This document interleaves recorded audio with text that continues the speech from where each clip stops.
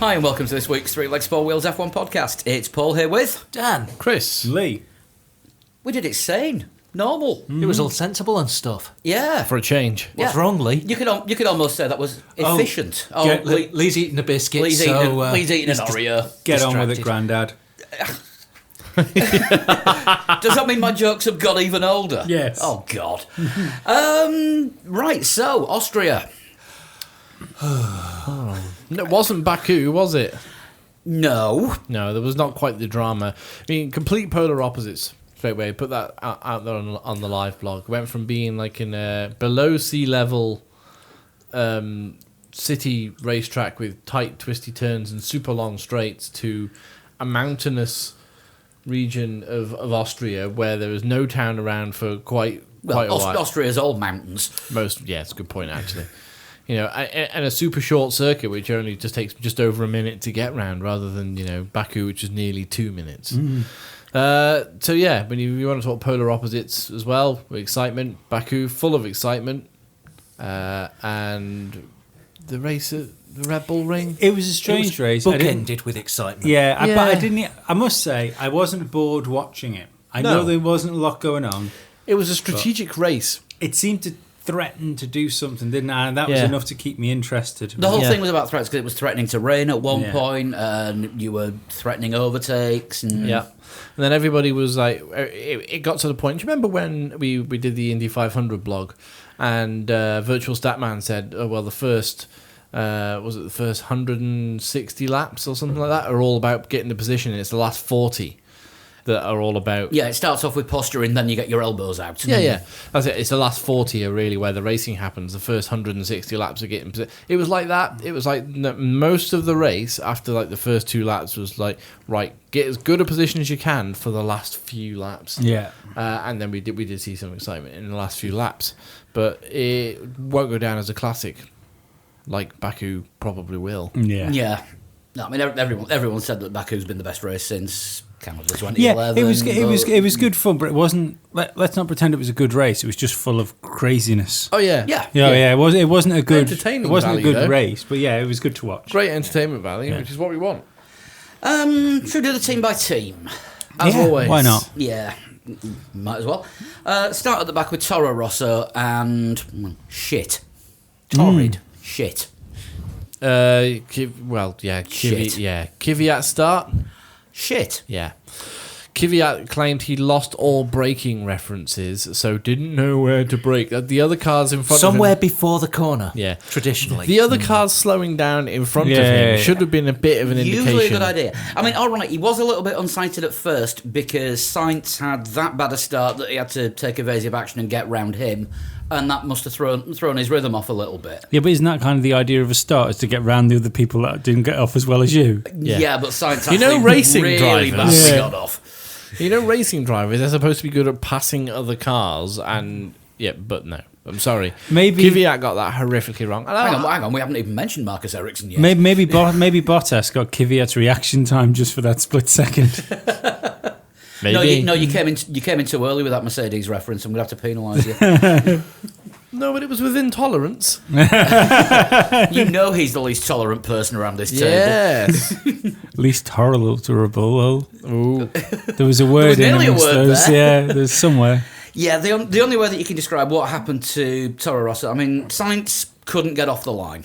Great qualifying for Sainz, though. I mean, he really, if you excuse the pun, took the bull by the horns and decided that with all the speculation going on about his future, he was just going to put himself out there as an advert for himself to drive in Toro Rosso, or to for another team to just come and pick him up and prove that he's worth. I just found it pretty ironic that Sainz spent all weekend saying, I'm going to be in another car next year, and then by turn 1, Kvyat was actually in a McLaren. Well, there is that. Well, no, Kvyat actually was in the Red Bull for a very short amount of time, wasn't he? Yeah, he was pretty close to being in the Red Bull this weekend as well. Yeah. Was it? Oh no, Kvyat hit Alonso, didn't he? Kvyat hit Alonso, who Alonso then hit took Verstappen. Verstappen out. Yeah. Alonso would love to be in a Red Bull.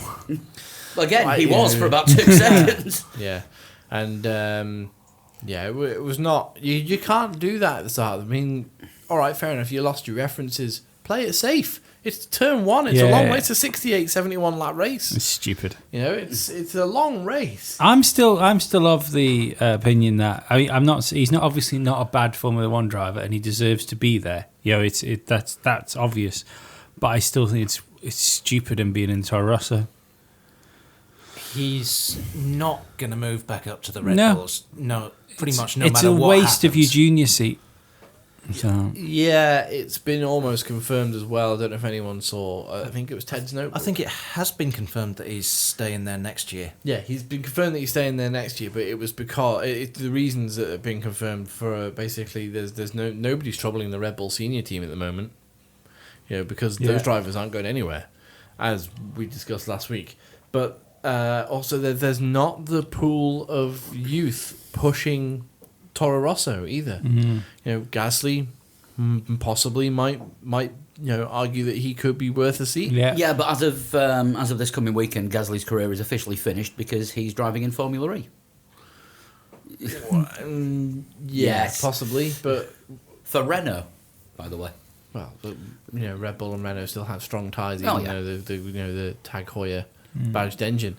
But yeah, that's what it's come down to. Kvyat is doing a Palmer and defaulting that seat, which is sad for Kvyat, but also kind of desperate for Red Bull because I mean, they've that's- got no one else to put in that seat. Yeah, that's the thing. The Toro Rosso seat is an audition for the big boys. But it's still it's more sensible though to put Gasly in it. Yeah, but Kvyat could go, if he were to leave Toro Rosso and stay in Formula One, he could be a Haas driver, perhaps, if, you know, Grosjean went elsewhere, or, you know, maybe a Sauber driver, but he's never going to, but at the moment at least, it doesn't seem foreseeable to me that he could be up any further up than where Toro Rosso are at the moment. Force India. I think he could be a Force India driver or a Williams driver. I don't think he'd be a Williams driver even. I explored the possibility of him going to Williams, you know, when he had that demotion last year. Yeah. So, well, what if he go? They were what if he interested went- in him last year, though, weren't they? Yeah, but like Dan said at the time, poo-pooed my suggestion straight away by saying that, you know, it was not the right place for a driver who's not in the right headspace to go to, because Well, Williams yeah. Williams are very cutthroat when it comes to their Traditionally, drivers. they were very cutthroat. They appear to have changed, and they're a bit more nurturing now. They've looked after Lance Stroll. Because they brought him through. They did the same with Damon Hill the first few races when he was 93 when he first came into full-time Formula One. Yeah. Yeah, they looked after him. He had a few With the calls number up. 0 on his car because they stood up against the driver and turfed out Prost and then turfed out Mansell. Yeah. Well, then Mansell retired, didn't he, from Formula One, and then it was Hill and Prost in '93. Because, well, Mansell went because he had an argument with Frank Williams, Yeah. pretty much, and Prost didn't want to stay. Yeah. Well, no, Prost heard that Senna was coming to the team, so he retired. That's why he didn't Yeah. want to stay. So again, Hill got that seat by default, and we're looking, you know, and Hill went on to be world champion. As soon as he was world champion at Williams went, all right, then you've won the championship, off your pop, go and drive in Arrows for Do a you know year. what? I didn't realise until watching the thing with Hill the other day that he was told halfway through the season even if he won the championship, he was gone. Yeah. I can't believe that. But that's the way that Frank Williams and Patrick Head used to work. No one's more important than the team. Yeah, no, I just didn't. I always thought it would have been like an Yay, end game. Heinz Harald Frentzen. Yeah, Thumbs up. yeah, No, that was a terrible choice. it was. Yeah, good driver. Ruined his career by going to Williams. Yeah, no, But yeah, getting back to the matter in hand, Danny Kvyat, I don't see him going anywhere. I mean, leave Force India. Do you think maybe possibly if Perez or Ocon were picked up by someone else? I think a Williams or Force India would be okay. All right, here's one I'm going to throw out randomly. Is Kvyat biding his time until a new team comes in 2019? Because that looks like when they're going to be extending the grid to 12, potentially 12 teams. I wouldn't say he's biding his time. That makes it sound like he's planning this. I think he's just staying in the only option. Keeping his options open for a No, new he's team. staying in the option that he's got. Yeah, I don't think he has the opportunity for Force India or Williams seats or anything like that. he's not. The thing is, he's not. Although I'm saying he could do it, but he's not actually doing enough in the car he's got to warrant himself a better drive. No, No. and whereas Sainz is going the opposite way. Yeah. As in, Sainz is pushing those two drivers in that Red Bull team. Well, I mean, you look but they're at not the going to go anywhere. Well, you look at the points difference between Kvyat and Sainz. Kvyat's on what, 4 points? Kvyat's on 4. Sainz is an entire win ahead of him on 29. Yeah.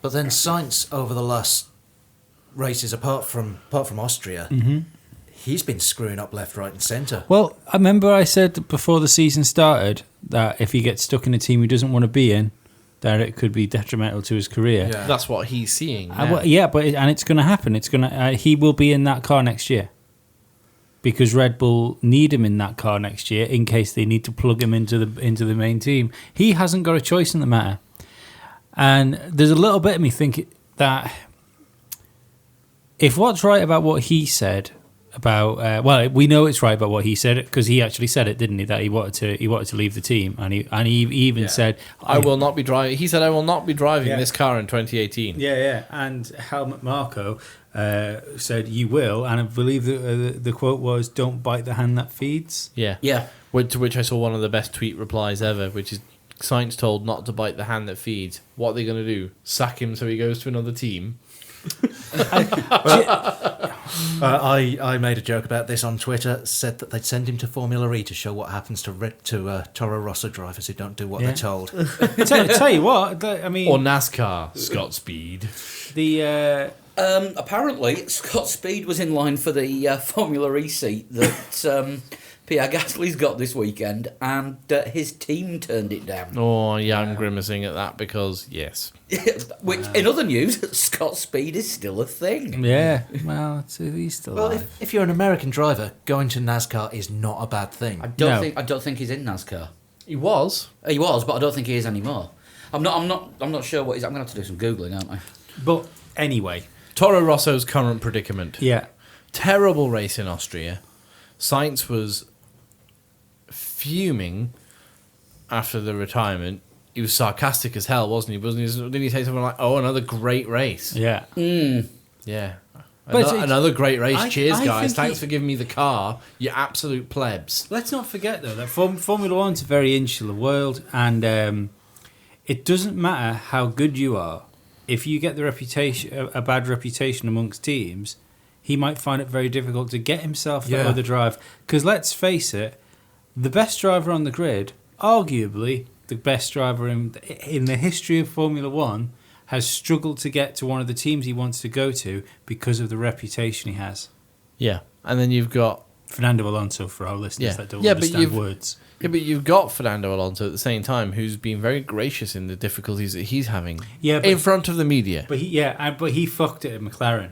First time. Spygate. Yeah. Spygate fucked that. And if it wasn't for Spygate, I think he might have found himself in a Mercedes or something like that. But I think there's, even the way he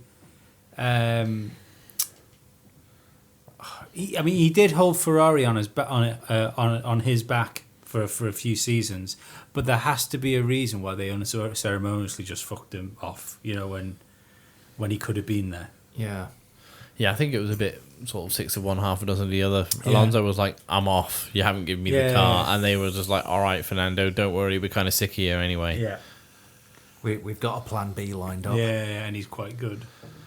But I think for the Toro Rosso drivers, the best scenario is that the car gets better. Yeah, That they are tied to the Red Bull team a lot tighter than they'd like to be. yeah. And the only chance for them to get a good drive is going to be if Toro Rosso is capable of race wins. But I know Sainz has got the Sainz name obviously and stuff, which to be perfectly honest, I don't think holds a massive amount of weight within Formula One world. You know, No. I think what the only thing that name does was give him good financial backing, you know, to help with his career. So there's nothing saying if it wasn't for Red Bull, he might not have got into Formula One at all. Yeah, no, that's a good point as well. But I mean, he has put himself out there as one of the hottest talents on Yeah. the grid. He's only 20 years old, 21 years old, 21, I think he is. About 22, I thought. Yeah, Even still, and you talk about what he's got to spend another year in a reasonably competitive car. in a car that might score points half the season. Yeah, in a crazy situation, there's that slight chance that there might be a podium there if the car Yeah. gets better next year. But I'm not being funny. There were people on the grid that would kill to be in that seat for the opportunity that comes along with that seat. Should anything happen at the big boy team, so And he wants out. yeah, I just think that him, and considering that there's only he's contracted up till the end of 2018. We're halfway through this year, and he's being petulant instead of just sticking his head down and getting on with his job. And just impressing people. Yeah, turn around right behind the team, like behind closed doors, and say, look, I want something more competitive than this. Will you grant me my release to go to Renault or to McLaren? Yeah, do it behind closed doors. By Well, all he stretch. might have been asking. Don't try. Yeah, but don't try and But blackmail the team. make all the right noises in public. Yeah, because what he's done there is he's turned around, because before the race weekend, he said in the interview, I'm sure that if Renault or McLaren came looking for me and there was a more competitive seat to help my career, I'm sure Red Bull would allow me to leave, is what he said. He must have known now, with hindsight, that was a load of bollocks. So when he's now turned around and said, after saying that he won't be in the team in 2018. Has he met Helmut Marko? Obviously not. He was talking to the press with Helmut Marko within earshot, wasn't he? Helmut Marko was kind of mindering him at various stages Yeah. of Thursday and Friday whenever there was anyone near him with a microphone. Saying, are Just- you leaving Red Bull? Yeah, just to make sure he didn't say anything again. Yeah. I mean, science has now come out and said everything was blown out of proportion. So he's been fucking stuck right in his place. Yeah. Yeah, he's saying, it's all been blown out of proportion. It's all been taken out of context. No, these were your words. The What thing part- the thing to say is, I want to be in the Red Bull team. Yeah. Funnily enough, that was in his statement that he made after the event. Yeah. Yeah. Because they're not doing brilliantly this year, but the Red Bull team, the senior team, it's a good seat to be in. Yeah. Absolutely. There are still 7 worse teams you could be in. Yeah. Yeah. And I wouldn't be entirely surprised by the end of the year to see them regularly beating Ferrari, same as last year where Ferrari started fairly strong. Yeah. And The upper Didn't curve, keep it up. the only issue they've got is no engine upgrades, isn't it? If there was a hint of a Renault engine upgrade, I'd agree with you, but they've got to make all improvements on the chassis side, yeah. which I think might be a tall order. But they are. But They're like But 30 if- seconds closer than they were at the beginning of the But season. Oh, yeah. if they're going to make upgrades on the chassis side, they've got the guy to do it. This is true, yeah. I wouldn't be surprised, though, if shortly after midway through the season, it's another complete shift focus onto next year. Yeah. Because, I mean, realistically, like they must have shifted like 60-40 to next year now anyway.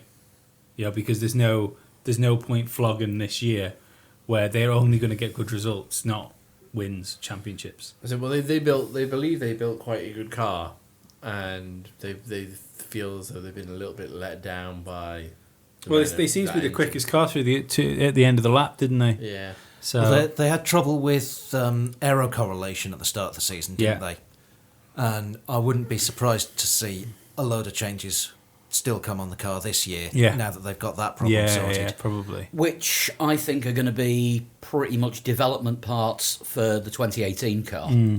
2018, there's Because not going to be there's a no, big change, there's is no it? major changes. No. So next year's cars are going to be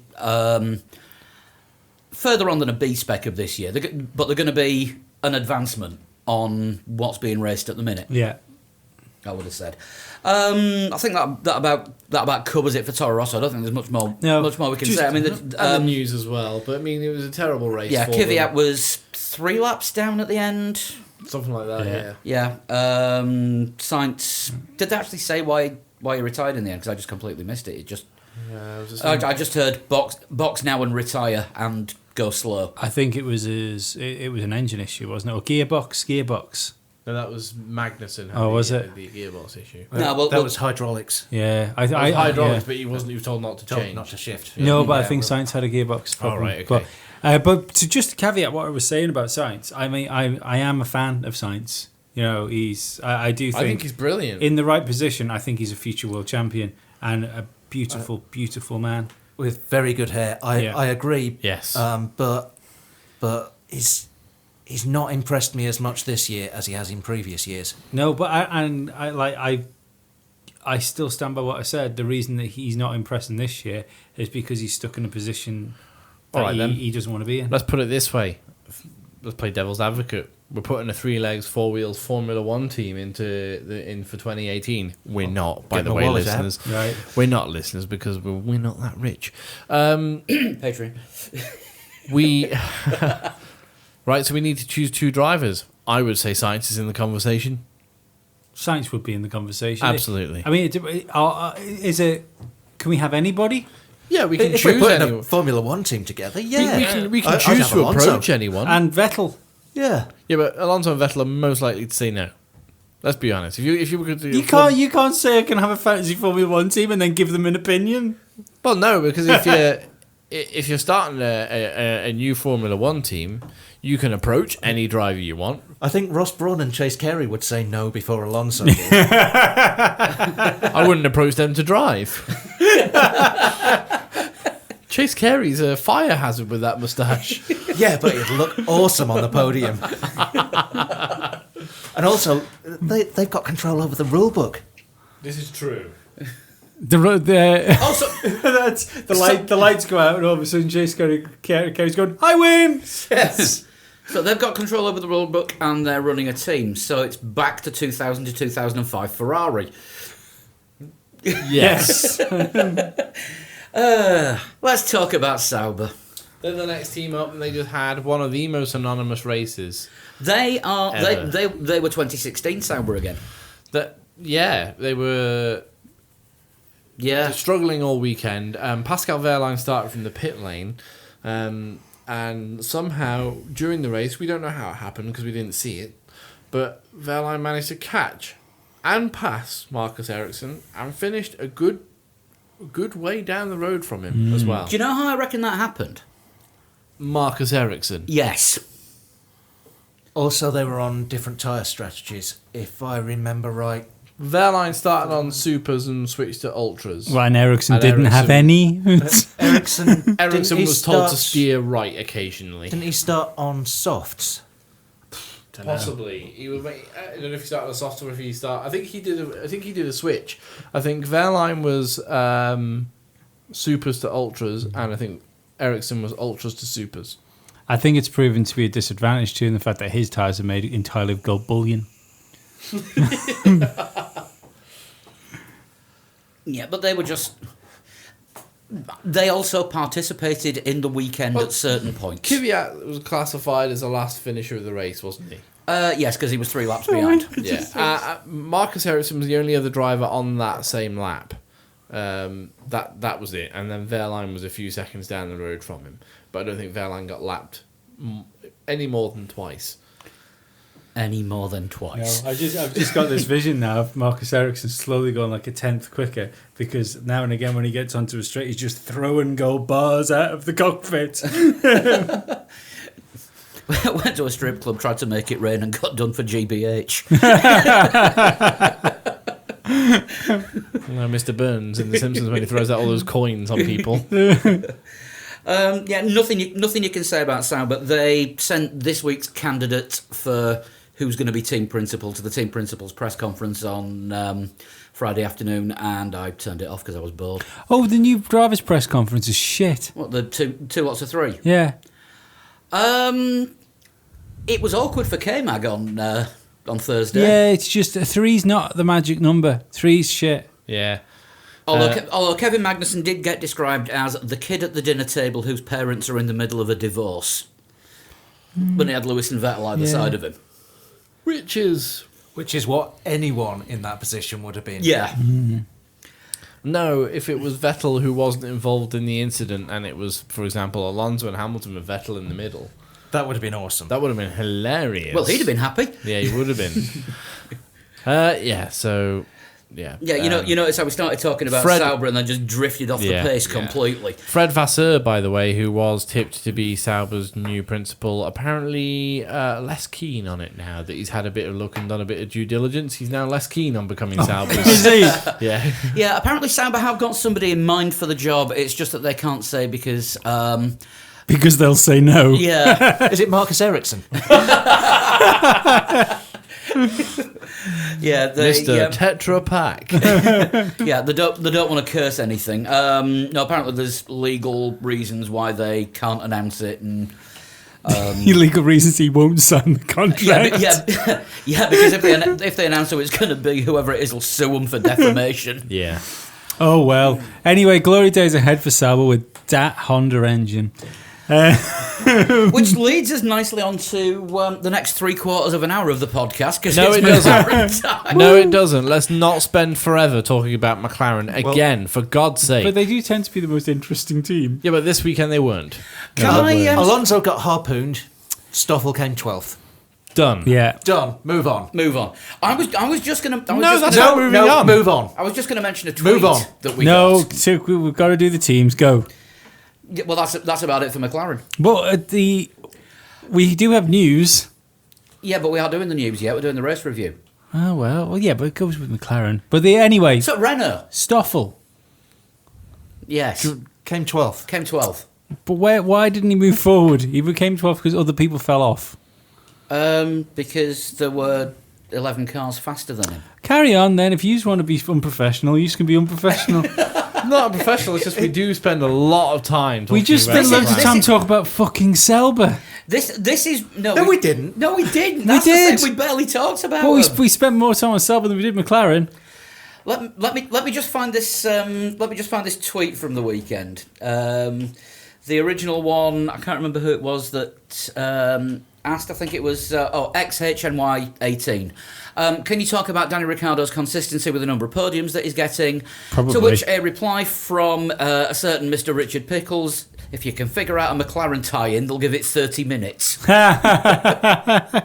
Well, you're a cunt.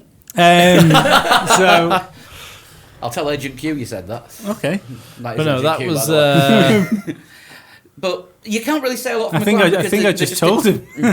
They didn't feature. They really didn't. I mean, it felt bad for Alonso and his floor after the race did literally look like a shark had taken a bite out of it. It looked like it was the smaller boat that you need a bigger one for in Jaws. So Danny Kvyat's new nickname, Jaws, Yeah. as in the Bond villain. Well, he might be. He was where's your man from? Richard Keel. That's it, Richard Keel. Was he Ukrainian or? Possibly, yeah. I don't think No I idea don't think where the he's character from. Jaws actually had a nationality, but I think it was sort of vaguely Russian, but you couldn't say it at the time. Yeah.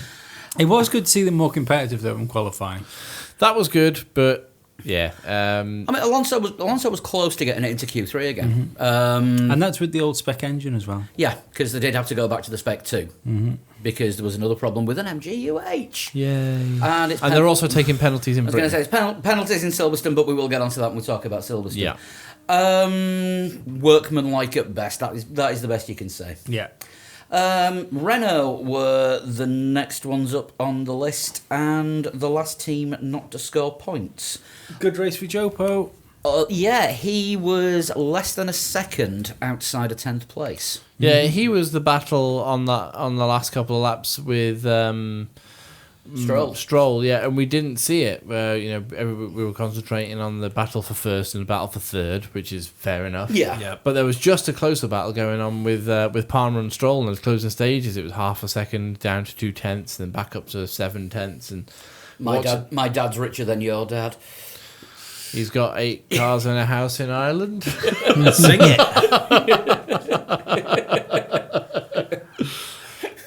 McCloskey reference there. Yeah. Oh well. Took 3 of us to crowbar that one in. No, Palmer appears to be improving. Now, he said this week that his improved performance is because he's trying to drive more like Hulkenberg. But then he beat Hulkenberg. So is Hulkenberg now trying to drive more like Palmer? Well, who was it that said Jolyon Palmer is now leading the Esteban Gutierrez Championship for 11th place? I think that was Virtual Statman. Yeah, it was said that. Sean. Was it? It Was was it Sean, Sean that yeah. said that? It was his 4th 11th place of the year. But the good thing is for Palmer, they are getting closer. But he is still, I think, on a hiding to nothing because he's done. Like I said last week, Palmer can go out and win the next 4 races and still not get a seat at Renault. I think if he won the next 4 races and Hulkenberg was a bit behind him, Yeah. then he might get re-signed next Although year. if he wins the next 4 races, then he'll have Sainz saying, "Can I be your teammate?" Yeah. I mean, there's Maybe. don't forget, there's no reason, there's nothing saying that if he doesn't stop beating Hulkenberg, if he can beat Hulkenberg now consistently for the rest of the season, even if he doesn't stay at Renault, there's nothing saying that he won't go to, I don't know. I mean, you wouldn't want to go to Sauber, but if it's your only option. Yeah, or maybe Depends what Mercedes choose to do with Verline, and there might be a seat in a Sauber going free because he will still bring sponsorship, Yeah. and that is something that, regardless of all the Longbow finance money, Sauber still need. Yeah, Yeah. There was talk, wasn't there, in the closed season of Palmer maybe joining Force India before Yeah. they decided on Esteban But Ocon. Williams, if they don't decide to retain Massa and Bottas stays At Mercedes. at Mercedes. Yeah, I mean that's another that is a big empty hole right there. Is Yeah. in that Williams seat. If Massa does retire The, again, the 20. The I tw- wouldn't think Palmer was a candidate for that, though. But Massa's now said that he wants another season. Yeah, I think he wanted another season last year as well. Well, yeah, he did say that he wants. He was only retiring because he couldn't get a competitive drive. Yeah, so Which obviously means that Yeah, he'd but- been approached by Sauber. yeah. but Massa's done all right this year so far. He's done very well, I think. But He won't be in that car next year. No, we're not talking about Williams right Yeah. now. The 2018 driver market, the cork is being held in place by Mercedes and Bottas. As soon as the decision on Bottas's future is made, No, I think it's Fernando Alonso. I think that wherever Alonso makes his move or doesn't, will then decide the rest of the I driver don't think market. he's got a lot of places to go. He's just going to wind up collateral damage. Well, no, because he'll still be in McLaren, won't he? If he's got nowhere to go. Yeah, he just might say McLaren Andretti and he'll piss off to the States. No, I don't. He's already said he won't go to Indy next year. He said he's not capable of doing it. I don't think he'd do. No, we're not going to talk McLaren. No. No. That's enough, though. Yeah. I'm happy. You're happy now. Yeah. You're happy now. Hulkenberg, off week for him. Problems with the car, struggled with the balance in the practice sessions and in qualifying. And struggled with the clutch and the start. Yeah. And the anti-stall at the start. Struggle Didn't with the get, clutch, struggle with the gears, struggle Didn't with get the didn't wheel. get FP1 because Sorokin was in his car this week. Yeah. You've got to say, as much as Renault are trying to develop Sergei Sorokin, would it be better keeping him out of the car in FP1 and giving it to both the drivers just to get them as much track time as possible because of the reliability problems that car's had? Should we be allowing a T car in FP1? I thought the third cars for Fridays was a Yeah. bloody good idea. Yeah. Um, I don't know where they'd do it, in the garage wise, because Yeah. obviously a garage fits 2 cars. But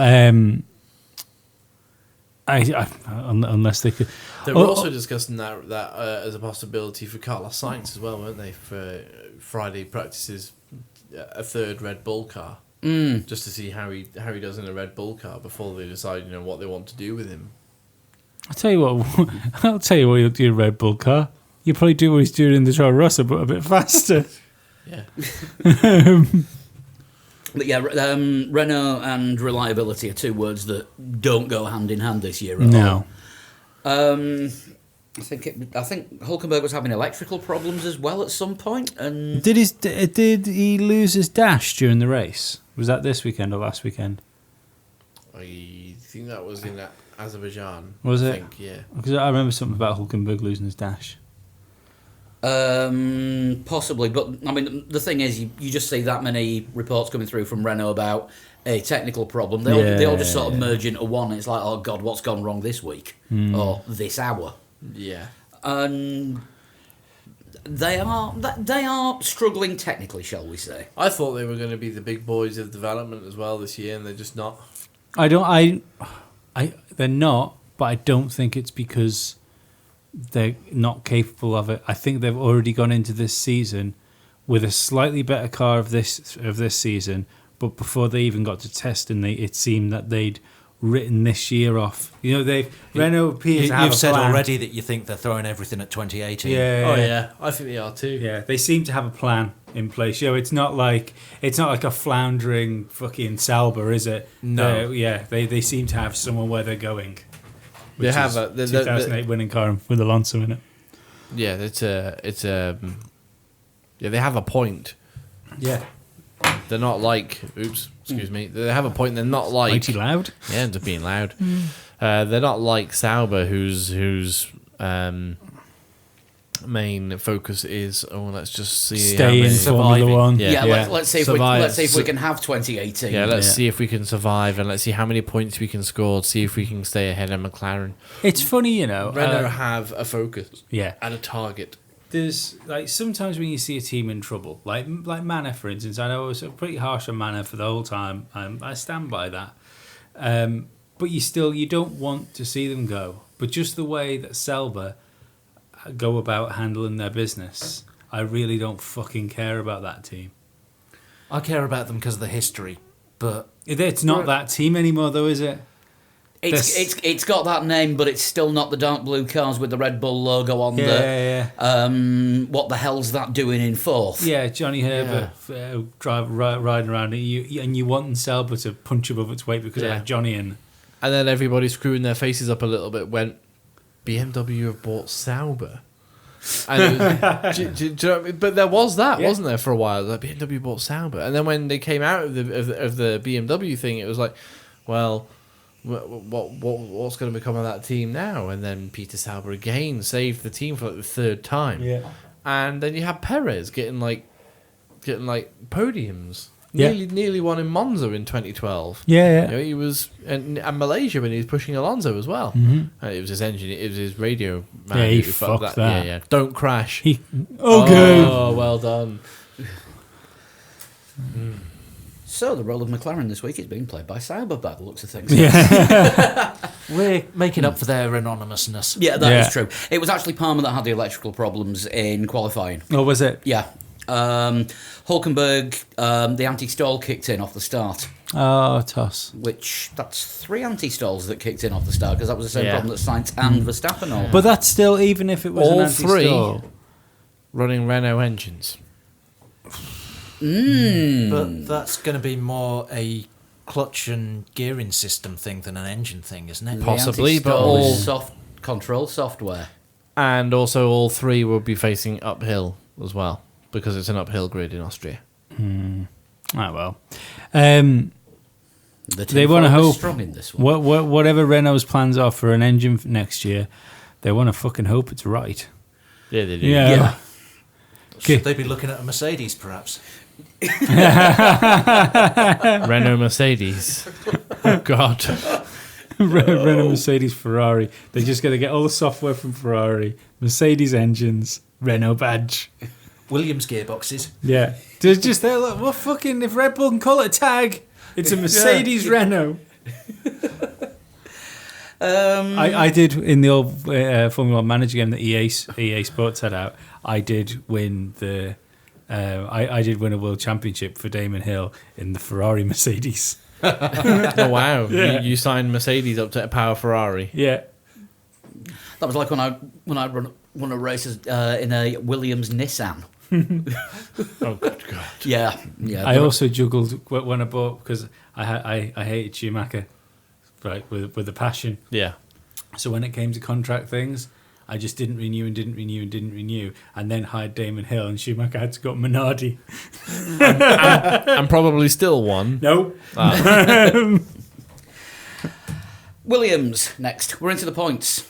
Double points finish. Terrible weekend remarkable on the way up recovery. to awful Yeah. weekend. They were the worst team on the grid up until Saturday when they became the second worst team on the grid, and then And somehow, then on Sunday, they which is where it counts. were really good. Well, yeah, they stayed out of trouble. Had a fairly good strategy and ended up with a double points finish. Strong drive from Stroll as well. It's good to Yeah, see. he is definitely up there with Massa Yeah. now, Yeah. isn't he? Yeah. He's Yeah. finishing 20 seconds back from him, but it's in the same ballpark as him. It's 20 seconds behind, but it's only one place behind on the track. Yeah, he's definitely He should going in the be right closer direction. to. He should be closer though in like in They had completely speed-wise. different strategies again. Yeah, but even qualifying wasn't he? He was.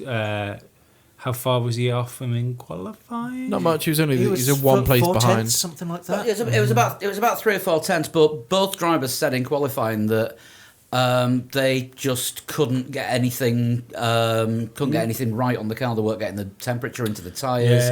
Yeah. The brakes weren't coming from the aero was just wrong. Nothing they did worked. What's gone wrong? I know they got the car up into the points. That's fine, right? So they did good recovery, scored points, but like, what is Williams? What's going on with them? Well, Massa said on the Saturday in the interviews after qualifying, it was just a bad week for them, and that's what happens. And let's face it, with the experience that he's got. But it's you know what?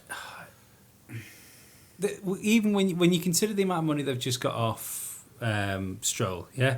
I think I likened it to somebody. I think we might have been speaking to someone on Twitter about it.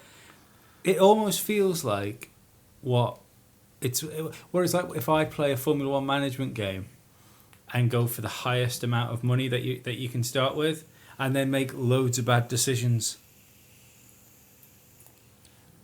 It's do you know what I mean? It's like they've got. It should be there. The infrastructure for them to be up there with Red Bull and Force India should be there. The cash is there. The advertisement's there. I think they're about equal with Force India, but what they've got is a car that, at some circuits like Baku, Yeah.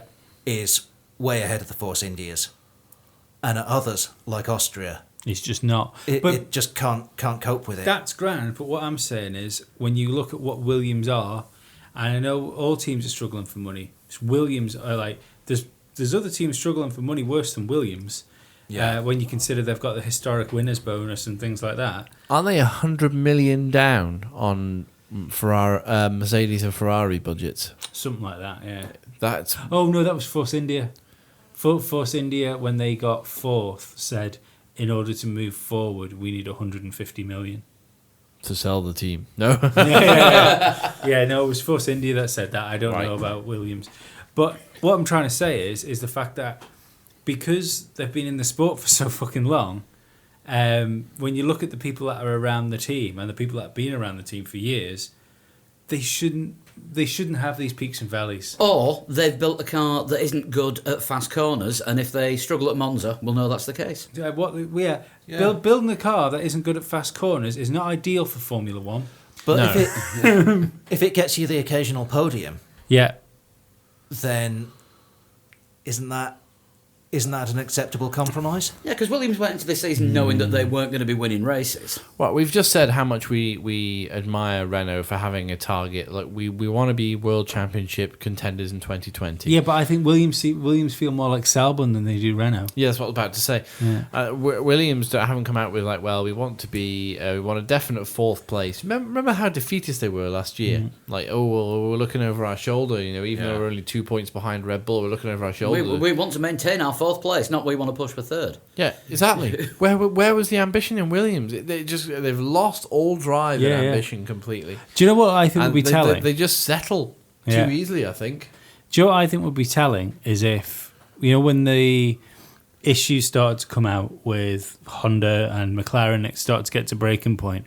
If somebody from Williams wasn't on the phone to Mr. Asagawa saying, like, we will work with you, like, if you leave... Let's get the band back together. Yeah, if you leave McLaren, we will be partners with you and we won't do what they're doing. We will work with you and we will make this work. Yeah.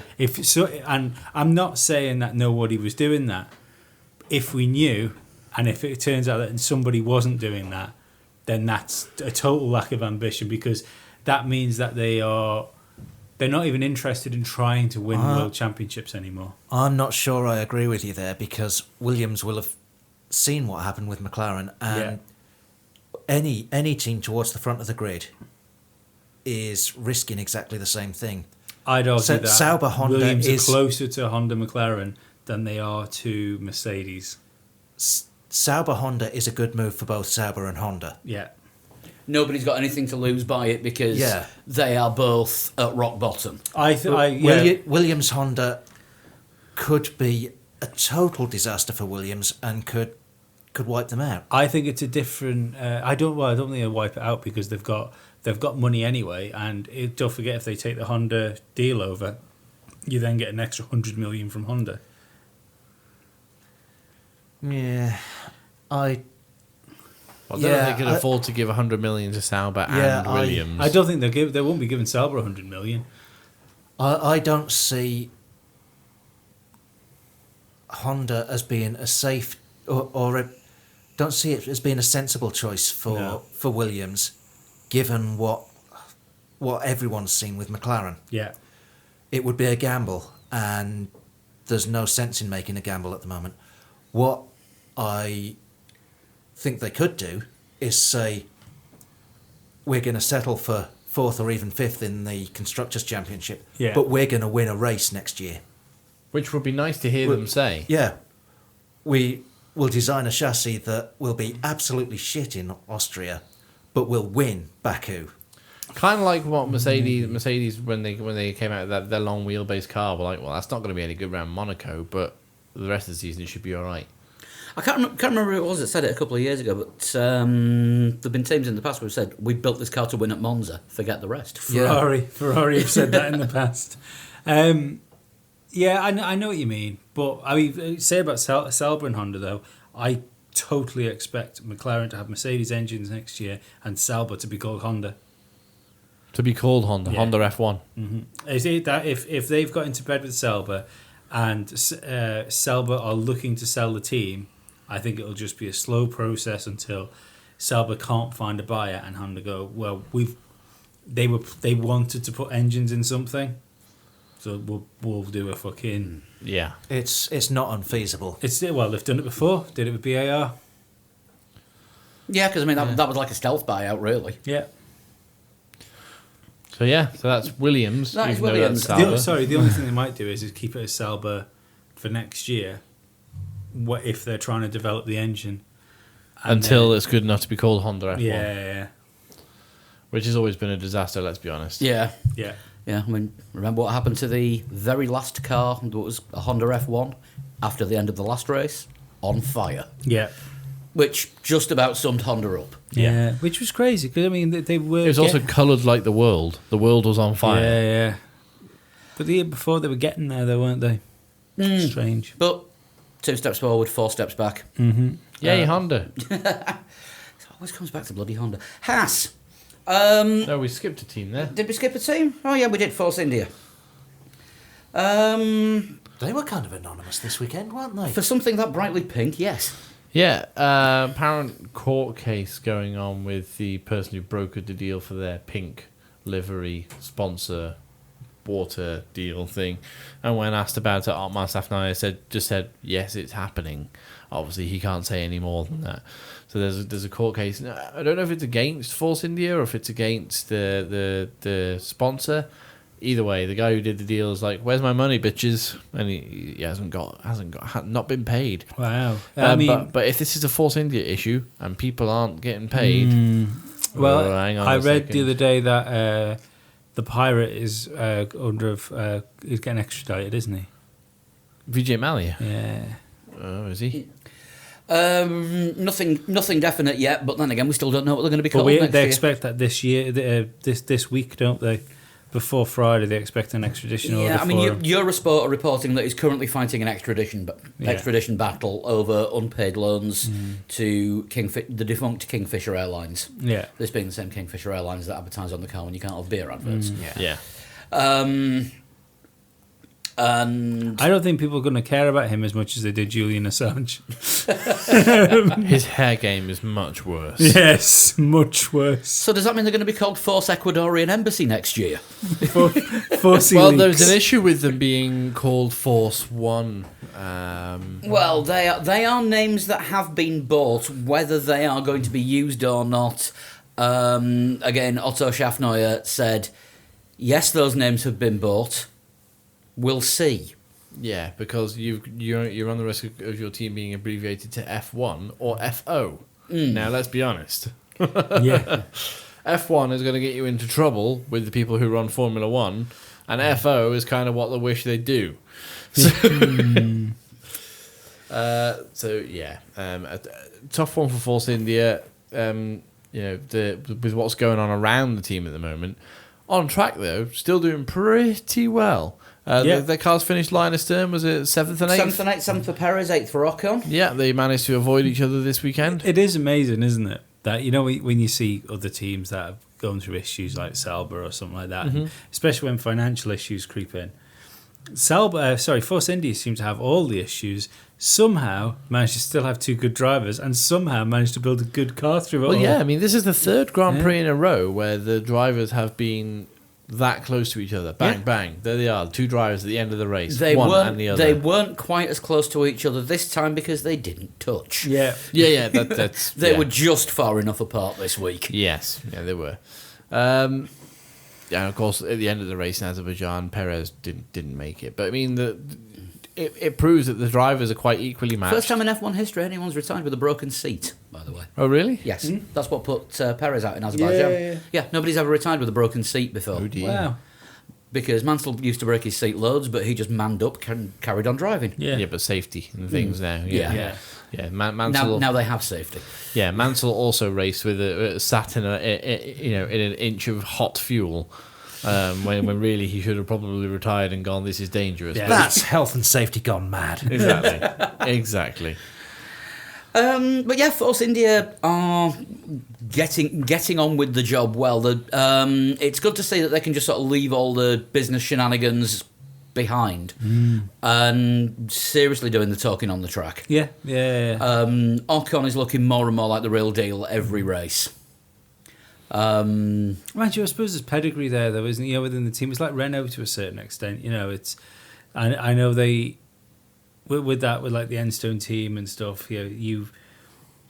You know they're going to come good eventually, even if it's not if it's not World Championship winning, they're going to be race winning again. Yeah, it's the same with the Force India. You know deep down the Jordan DNA's there with people in it that have been there for years. Yeah, that know and understand Formula One. Yeah. There's still got to be people there from the Jordan days when they had a world champion driving the car and they were, they finally managed to win races. Yeah, and actually compete for championships at a couple of points. Yeah. One thing I've noticed about Ocon this week, he is tall. Well, he's about 6'2", isn't he? Yeah, he is tall for a driver, especially when big. Yeah, especially when they stand him next to Perez. Yes. Yeah. But did we establish yesterday Perez about 5'7", 5'8"? About 5'8" we found. Yeah. 5'8" stood in a phone book. Maybe that's what he's got in his shoes. Phone Chopped up books. phone book. Yeah. Wow. Yeah, he traces his foot round a phone book, cuts it out and sticks it in his shoe. Yeah, for younger listeners, a phone book was like a search engine where you looked up people's details. Yeah. Like 121.com. Yeah, that 118. 118.com. Yeah. Maybe, I don't know. Something like that. No, there was a conversation on I'm Twitter old. that was part of the other day, and Gemma didn't know what dial-up internet was, or a VHS tape. Jesus. No, everyone knows what a VHS tape Yeah, is. I don't believe that. No. Not for a second. Or a ZX81. No, Keep going. All right, I am old. But yeah, a good weekend for Force India. They've got a good car. I repeatedly take it back. Everything I said about the car looking clunky. Yeah, Paul remembers listening to records when they were cave paintings. Not entirely sure how that works. You just rub your hand over the wall and go, oh, it's so good. Force India sorted out that weight balance issue after like the second, third race in, and ever since then they've been on it, and they're now a clear fourth place. Yeah, quite clear. But then the surprise package of the weekend next. Yes, or half a surprise package. Well, they were looking really good up until sweary time. Yeah, Kevin Magnussen's hydraulic pipe. Yeah. Gotta be a name for an indie band. Kevin, or a quiz team. Oh, yeah, that'd work. Right, Wednesday night, you two. I can definitely see like a 90s grunge band called Hydraulic Pipe. No, Kevin Magnussen's hydraulic pipe. Oh, right. Oh, no. Hydraulic pipe. Yeah, Definitely. yeah. Hang on. There's one way to work out if it was a sort of 80s, 90s indie band. Can you hear John Peel saying those words? Yeah. Yeah. Hydraulic pipe. Yeah. And, we're in. the grunge band thing, because I can totally see like Mudhoney and Hydraulic Pipe on the same bill. Yeah, completely. Yeah, yeah, like a noisy garage band Yeah. sort of thing. Yeah. And ladies and gentlemen, it's a new record by Hydraulic Pipe. I'm sure I've got Yes. a fanzine about them somewhere. But the thing is, they split up in the mid '90s because band musical differences, Yeah. creative differences, and that. And One of them joined Soundgarden. No. Well, they split up, and what it is the two creative forces behind the band have decided that they're going to reform it. One of which being Kevin Magnuson. So that's where that's why if you go to a festival, you might see on the bill Kevin Magnuson's Hydraulic Pipe. So he's still performing as Hydraulic Pipe, but Hydraulic Pipe are also performing. Still performing as Hydraulic. So he is. like the beat. Like Yeah. two versions of the beat. Yeah. So he is. That was my inspiration. Yeah. So that he is Kevin Magnuson's Hydraulic Pipe. Unfortunately, he split up with it at the weekend. Again. Again. Yeah. But Grosjean. Shame because their early stuff was amazing.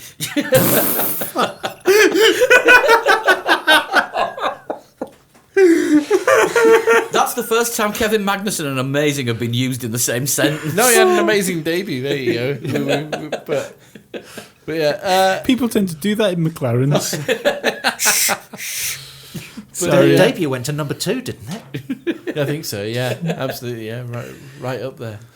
But the Haas drivers were having a really good race up until Magnuson's Hydraulic Pipe went, Which boom. was cut after... it was the hydraulic pipe to the DRS, which was cut after rubbing on another part of the car.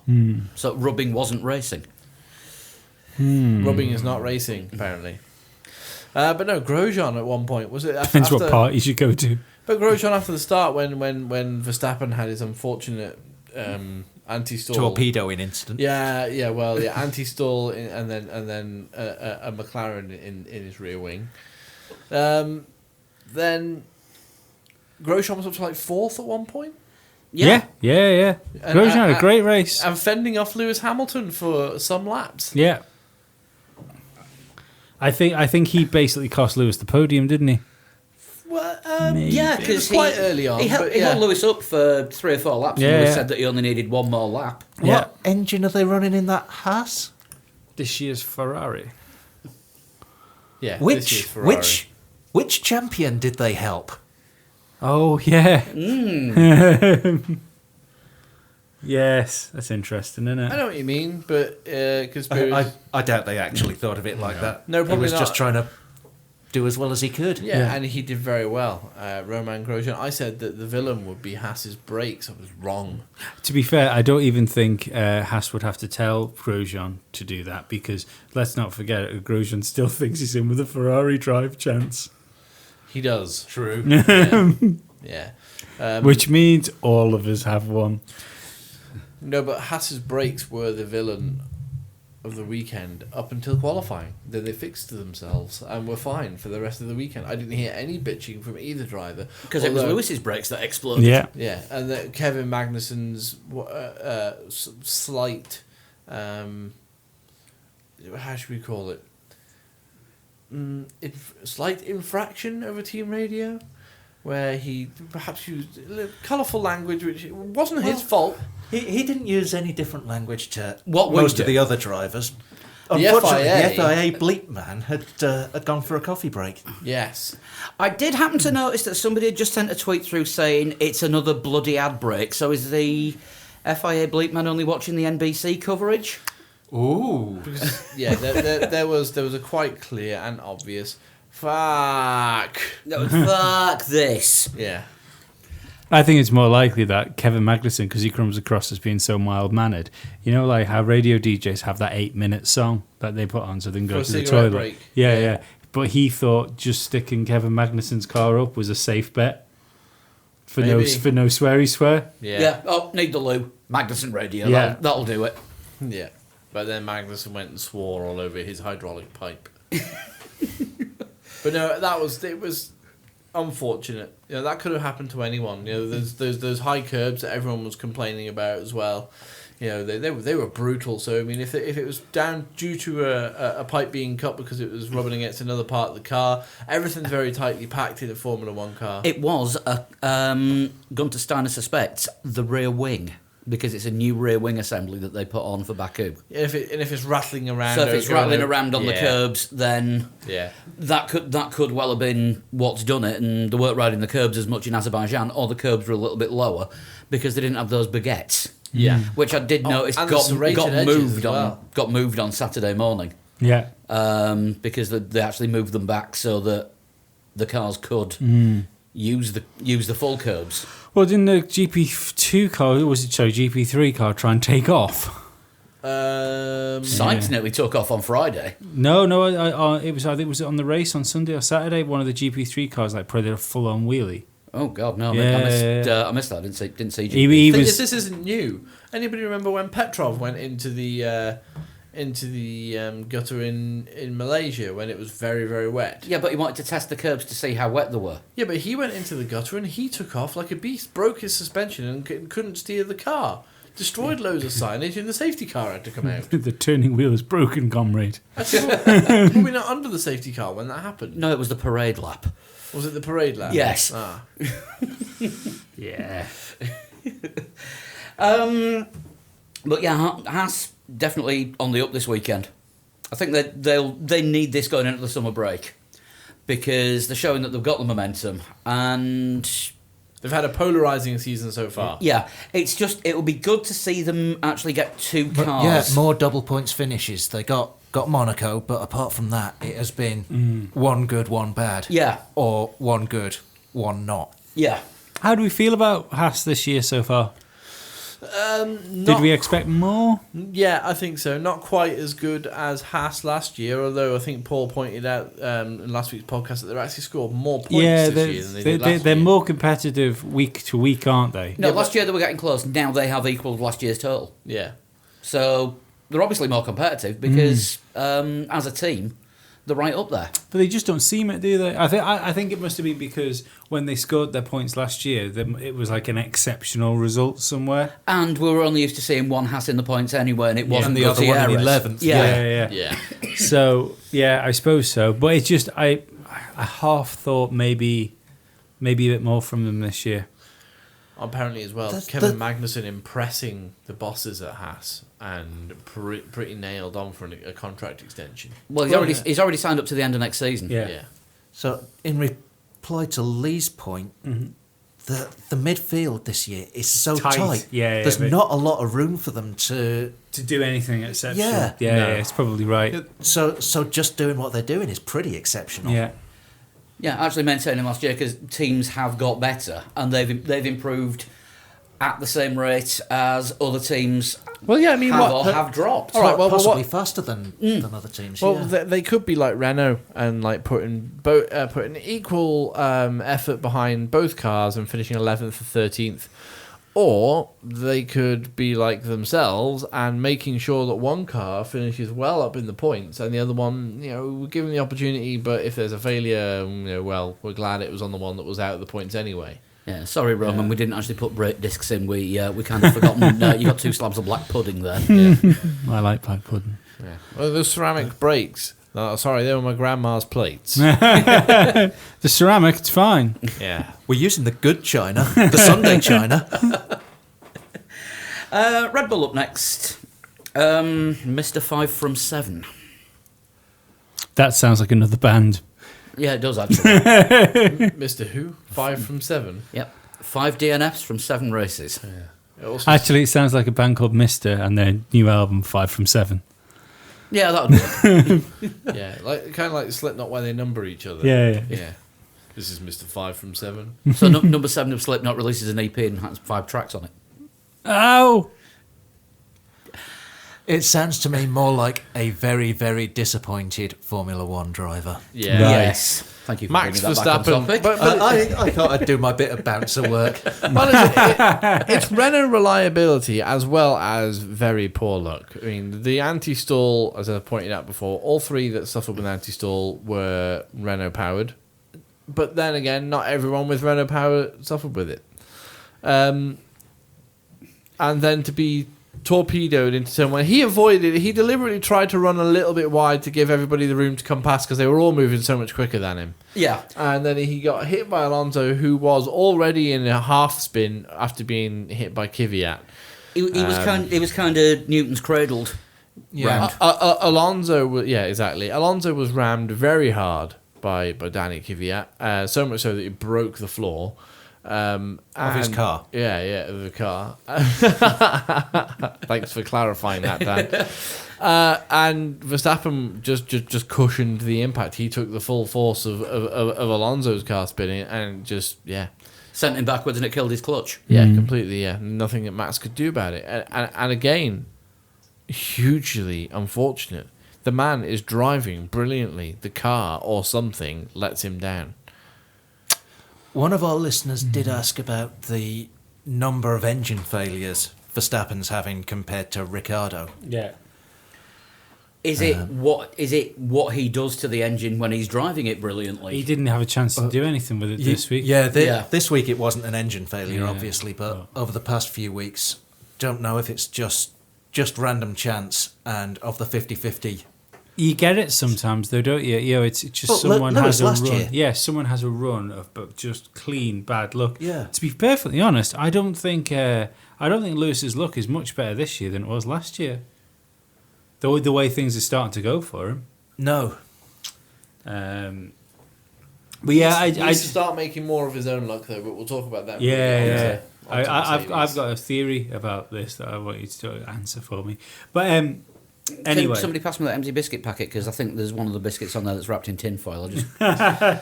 we stopped doing that. Yes, I it know. was I'm not horrid. I'm not making. It was I'm a not, horrid thing. I know. I'm not making the crinkly noises anymore. I'm It just was like describing the devil's ASMR. them. Just want to make a little bonnet. That's all. Yeah, it's just dumb luck. Dumb luck happens, and it's a shame because what it has done. Maybe he wouldn't have been in contention for a win or anything this weekend, but I think he might have been in Canada. But what it has done is it's eliminated an exciting part of a Grand Prix 5 times.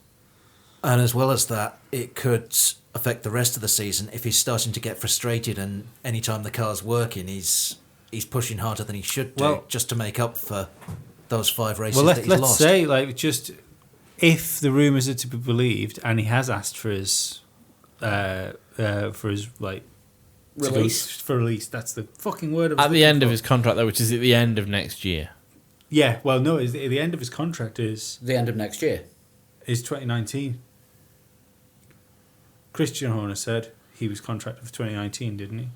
No, Until 2019. Until 2019. I thought it was during. Anyway, regardless of when it is, but if he has turned around and said he wants out of his contract at the end of next year, then it's already affected him. If he's willing to say now, halfway through the season, before the bolts are even put together on next year's Red Bull, if he's already said I want out of this team right fucking now, But what if it's awesome? exactly, Yeah. and it's like you're not. Oh, you're. It's worse than science because like Red Bull, they haven't had everything going for them, but it's not Red Bull's fault. If Renault get it together, Red Bull will win races. Yeah, I think if Verstappen has genuinely asked to be released from his contract and it's because of the car breaking this year, he's Alonso in himself. Yeah, I think so. Yeah. He's walking away from a team that could be good because they're not good today. Yeah, I mean there are rumours that the story about Verstappen wanting out haven't come from Verstappen. It's all a load of bullshit, and it's actually Carlos Sainz Senior that said it to unsettle the Red Bull I organisation. just don't believe that. No, I'm putting an appeal out for information here. The story that I read was quoting Dutch commentator Olaf Mol. Yeah. I know we've got a lot of Dutch listeners. Somebody has once described him as the Dutch version of Eddie Jordan. Talks shit and is occasionally right. If anyone else from Holland can just shed more light on this, then most appreciated. I mean, it did come from there, but let's not forget that everybody, like in the media, was reporting this. But it's got to have come from a source first. That's the thing. Yeah, no, but I don't believe that if that sort of stuff's going on, it's not just one person that knows about it. And if Ted Kravitz and Martin Brundle and stuff are talking about it, Yeah, there was a big silence. I don't know if anyone noticed it in the skybox when they were panning over the wall of orange of Max fans that took over that stand after turn one. And Brundle went, imagine what they'll look like next year when they all have to wear red as well. And there was a long silence before anybody said anything. It was a bit like somebody might have gone, Martin, shut up! Was it as long as the silence when Verstappen was asked if he was going to be racing for Red Bull next year? It was about as long, I think, yeah. And he had to think about it before he said, yes, definitely. Yeah, his dad has said that they are coming back next year. Yeah, see, I just don't believe that people, because, I mean, whoever your Dutch commentator that might be a Dutch Eddie Jordan is, yeah, right, forget him for a second, because regardless of what people like think about Martin Brundle, that's a motherfucker that knows shit and has his finger on what's going on in the paddock, and I don't think he would be reporting something like that if he didn't think there was something to it. And I don't think remember what Sky as an organisation are like, though. They stir shit. Yeah, but if it was done in a different way rather than just like the pit lane talk sort of thing, I'd agree with you. You know, if it was Sky doing a mega story about it, but this is just talk about the weekend. Don't forget, different countries' Sky F1 teams have been known to argue amongst themselves before, because Martin Brundle used to have a major beef with Sky Germany. Yeah, well, I can't remember her name from Sky Deutschland. Yeah. But they were always at each other's throats, actually on the grid walks. Yeah, I think he might have started that by pushing in front of her quite a few times when he was at BBC. Yeah. Could be. Yeah. I think Dan's right. But yeah, what I'm saying is I think there's obviously something to this. We won't be able to confirm it until something proper comes out, but, you know. Yeah. It looks... And why wouldn't you want to be in a Ferrari? I understand. The thing is, though, Red Bull purely exists to market Red Bull, and we're here talking about things that may or may not happen by saying the words Red Bull quite a lot. Yeah. It's good advertising for the brand. Of course it is. Sorry, the lifestyle. And while they're not winning, even the interest in their drivers keeps them in mind as a top team. Yeah. That's the big thing. But on the other side of the Red Bull garage, though, 5th consecutive podium for Danny Rick. Which is great considering that he's not in the top 4 best cars. Yeah. He is wringing everything possible out of that car. We've said it though, haven't we? If there's an unusual result to be had, Danny Rick will be there. Danny's the one that gets it. Well, for first couple of races of the year, he was getting all the bad luck. Yeah. Australia was awful for him. So, it's good to see him. Good to see him putting it on the podium. Yeah, again, and also I'd like to point out as well, Max getting frustrated with all this bad luck he's having. His rise to fame, to win on his Red Bull debut, was quick, almost instant. Meteoric would be a good word. Meteoric, yeah. It was a meteoric rise. There you go. That's a very, very dramatic way. Faster than a Sauber executive running towards a pile of free money. Absolutely. And he got there without having the hardships that Mansell had before he won his world championship. He hasn't won a world championship yet. No, but Mansell had a lot of hardships before he eventually became world champion. Let's I think go for Max thinks he should be fighting for it now. Yeah. Max got to his first win without having all the hardships that Jenson Button went through before his first win. Yeah, How about that one? Yeah, absolutely. Drivers have to learn when things are bad. You sort of just have to get on with it. Max hasn't had to learn that until now. Now he's learning it, and he is learning it in a very unfortunate and unfair way. Interesting. You That's say racing. Interesting. You say Mansell, because the closest comparison is Mansell at Ferrari when he decided he was retiring. Yeah, and then spoke to Frank Williams, and then wasn't retiring. Yes, that's what drivers do. Exactly. It's the crazy world of Formula One, but. Can't imagine a driver saying that they'd retire and then coming back. Not in the same week. Just trying to think of anyone in particular. I'm just trying to think of anyone in particular that hasn't driven a Williams at some point and done it. No, I can't. I know everyone. Yeah, everyone's done everyone's that. done it. Rosberg's retired and not come back yet. He used to drive a Williams. Yeah. He'll be back. No, he won't. Stop hoping. No, Lee, uncross your fingers when you're won't. talking to us. He won't. He's left it to the Formula One drivers now. But no, Danny Rick is doing great. He did a great job holding off Hamilton when he got the place back, because Hamilton did get his nose in front Yeah. Yeah. with a couple of laps left, and managed to get the inside line, defend properly. Great defending from Danny Rick. So Yeah. put his car where it would be difficult for Hamilton to attack the next time round, and it worked well for him. Yeah. Kept a cool head in difficult conditions. Yeah, this is some of the best driving that I've seen from him. All right, he's won one out of the last 5 races. Yeah. But he is on a good vein of form at the minute. He's actually getting everything he can out of the car and more with the skill level that he's got. Does Yeah. everybody remember in 2012 He'll when look great driving for Ferrari when they get the shit together. Does anybody remember in 2012 when we had 7 winners from the first 7 races? Yeah. Yeah. You know, we are 9 races in and we've had 4 different winners. That's not bad. No, that's pretty good. And 4 different winners from 3 different teams. And we've only had 2 1-2s, Yeah. In the which first is also good because it keeps the interest up. Yeah, which means there's 7 races where we haven't. Yeah. I really, really like going into a race weekend and You don't know the who's red gonna lights win. go off. You don't know who's going to win the race. Yeah. Yeah. Yeah, I mean, even I do think that might get less and less, because I think tyres were the issue here, but car wise, I think it looks more now that Mercedes seem to be getting on top of their problems that they had early season. That car did look like a clean, quicker car than the Ferrari, but it just didn't handle the tyres properly on the second stint. Yeah. You know, I don't get me wrong. I realise getting the tyres right is part of fucking winning races. And this long wheelbase Mercedes Yeah. will lend itself to. They're going to rip Silverstone apart. I Well, think. from Silverstone onward, apart from Hungary, you've got Silverstone, Yeah. then Hungary, which is quite a tight, twisty track. That'll lend itself probably more to Red Bull than even for Ferrari, perhaps.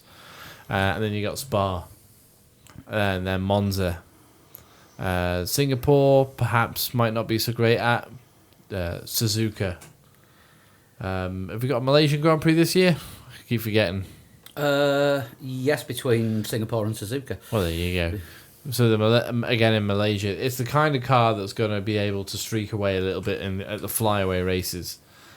It's very brave of them to have built a car like that for a particular part of the season. I don't believe they would have done that, but it appears to be at the moment where Mercedes will be looking to take an advantage. And if you thought, well, should we build a car to take an advantage at a certain point of the season? You probably think the second half. But they're coming off the first half of the season with 5 wins out of 9. Exactly. So they're not in a bad position. We'll talk about Ferrari next, though, because they were second best. Yeah. They were indeed, yeah. Yeah. Kimi has been described as a laggard by Which is- Sergio Marchionne. Sergio Marchionne needs to shut his mouth. Fucking, there you go. Boom. He's wrong, I'm sorry. He is wrong. Kimi's not a laggard. The Ferrari is a better car than the Red Bulls. It is. Yeah. Yeah. Anyone disagree? No, So why wasn't Kimi ahead of Ricciardo? because Name he me wasn't pitted. Name me, exactly.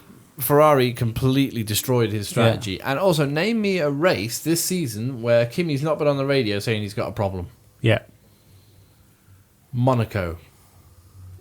I think that's it. Yeah. And he finished second in Monaco. Probably should have won. But But the screwing his strategy up. Kimi is yeah, exactly. There was the computer problem in the middle of the race, wasn't Yeah, there? there Where they was. were saying that And he was something or just- other had failed yeah. and turn it into this mode. And And Yeah. he was just like, the fail has failed. He was not happy at all. He was not a happy Kimi. Yeah. And it's difficult, you know. And then they just used him. They Exactly. just kept him out and used him, and And it didn't work. yeah. Well, they stuck him in a position where They thought he was going to back Bottas up. Yeah, and Bottas the- got alongside him and was just like, see you later, mate. Yeah, that's why he In said. finish. That's why he's got a problem with him. Not Yeah. because he was slow, because his tyres were too fucked to hold Bottas up. Exactly.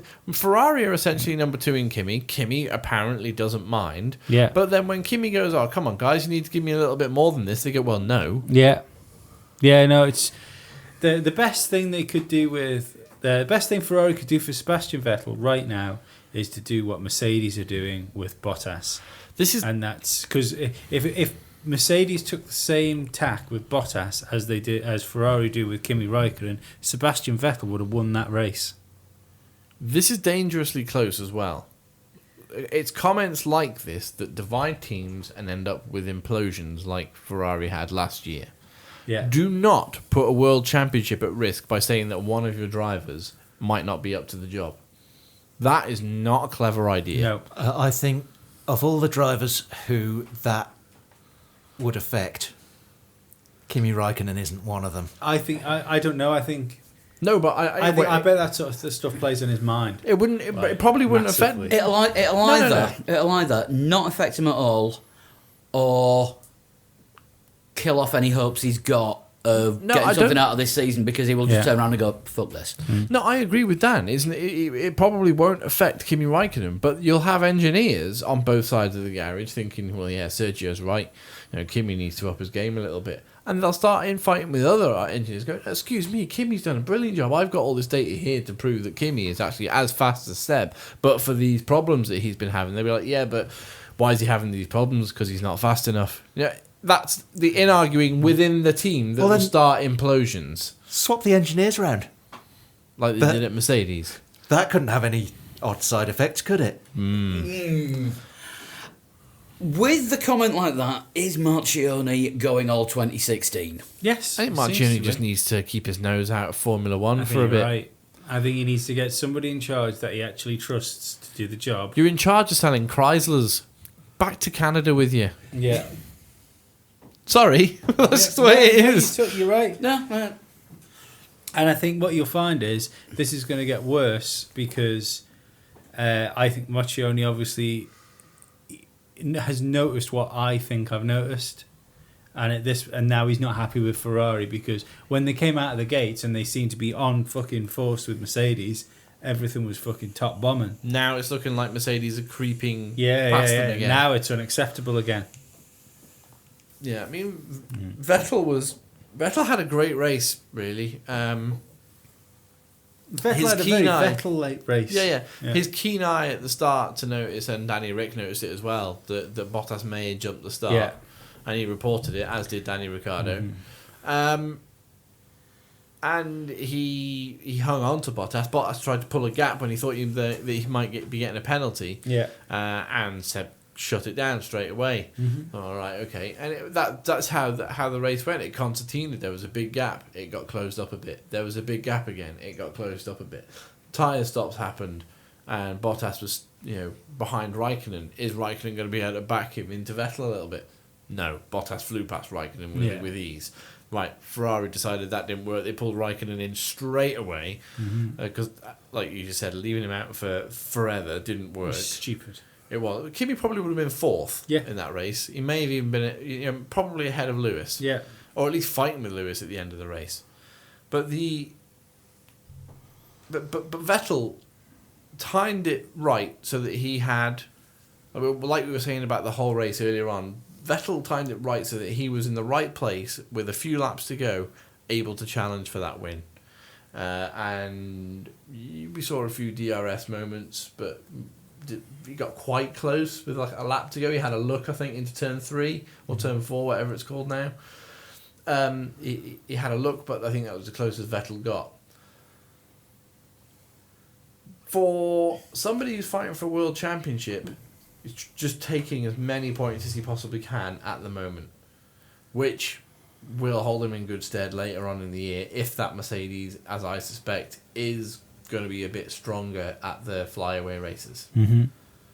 He holds a 20-point lead in the championship now. That's a nice cushion. And it all depends, I think, on whether Hamilton can actually string a season together.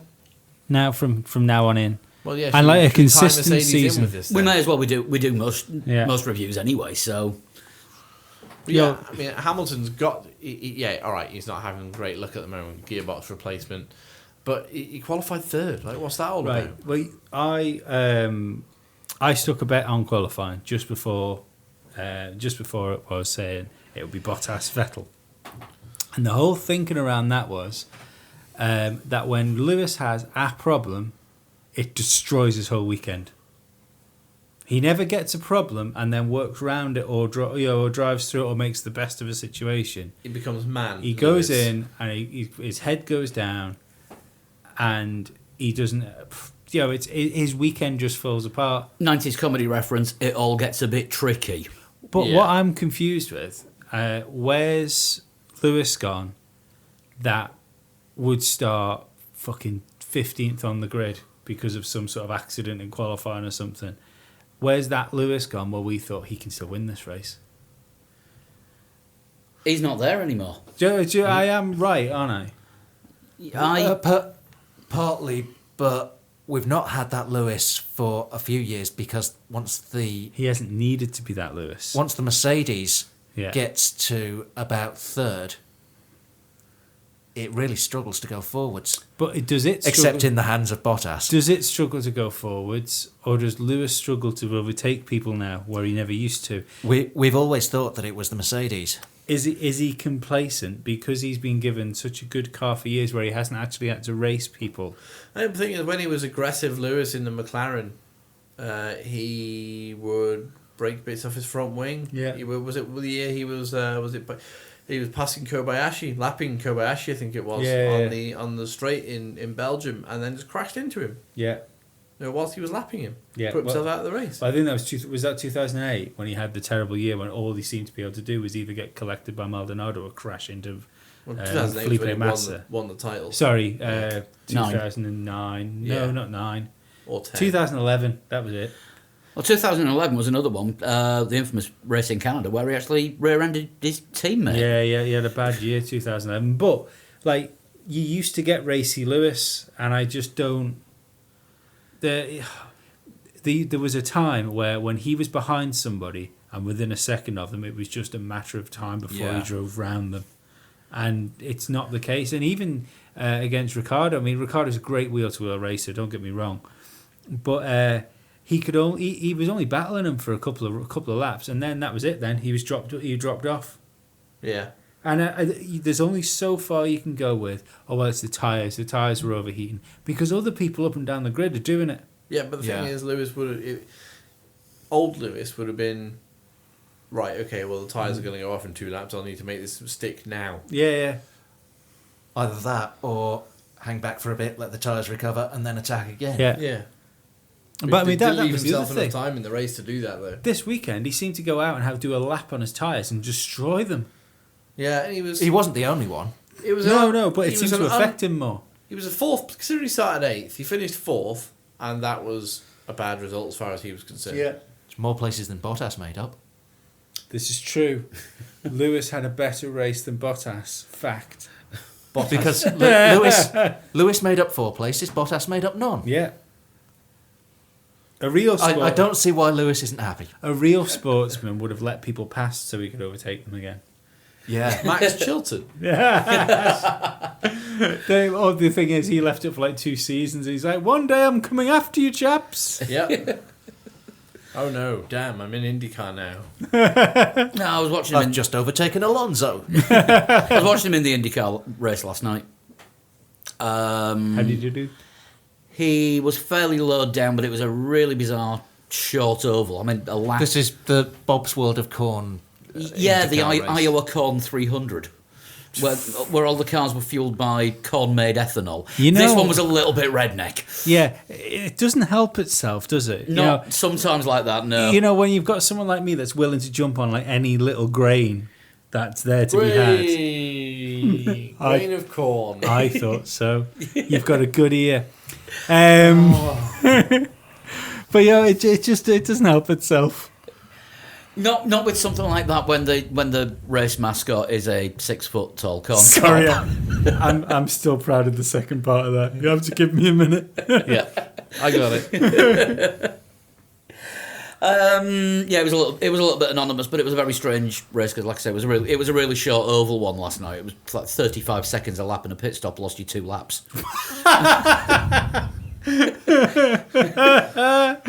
That's pretty fast pit stops. Hang on, 35 seconds. Oh no, that's pretty slow pit stops. They've only got one guy on each wheel. So it takes longer than an F1 pit stop to change all 4 tyres because you've got one guy and an air gun. Yeah. But yeah, Max Chilton was racing last night. And they're doing it with lassos. Slightly anonymous. Gutierrez was 10th at one point. Yeah. I was waiting for the nosebleed. That's the highest. Did he he's been. stay 10th? I can't actually remember where he finished because the race sort of went on till about 1 o'clock and I was shattered by then. But it was his first oval race. Here, a certain podcast was mentioned on that.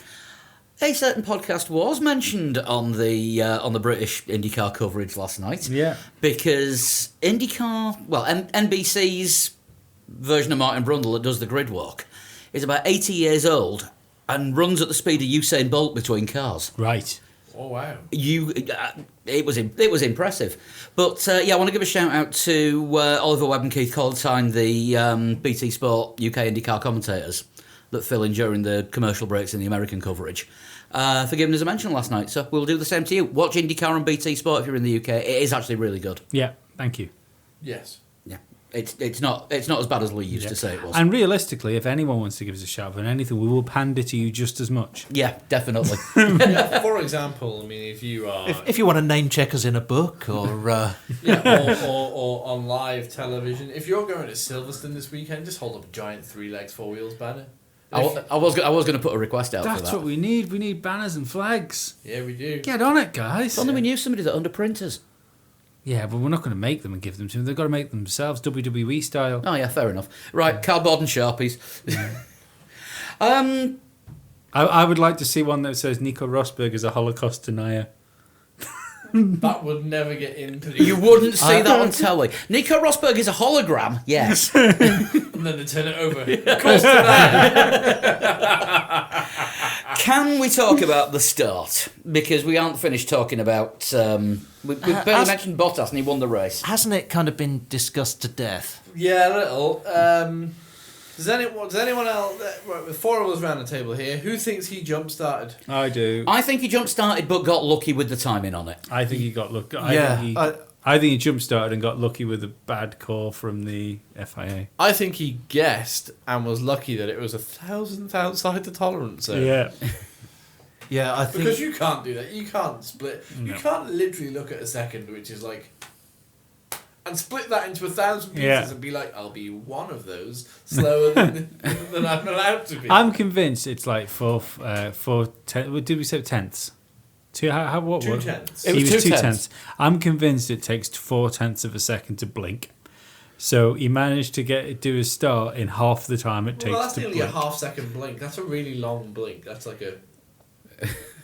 Maybe, yeah. That visually, that doesn't work. on Yeah, the yeah. podcast. For listeners at home, Chris just did this. And for those watching in black and white, Dan just did this. And for anyone of a sane disposition, this is why Lee keeps a stopwatch in his bathroom next to the mirror at the time he blinks. Honest. I thought I blinked for ages once, but I was just asleep.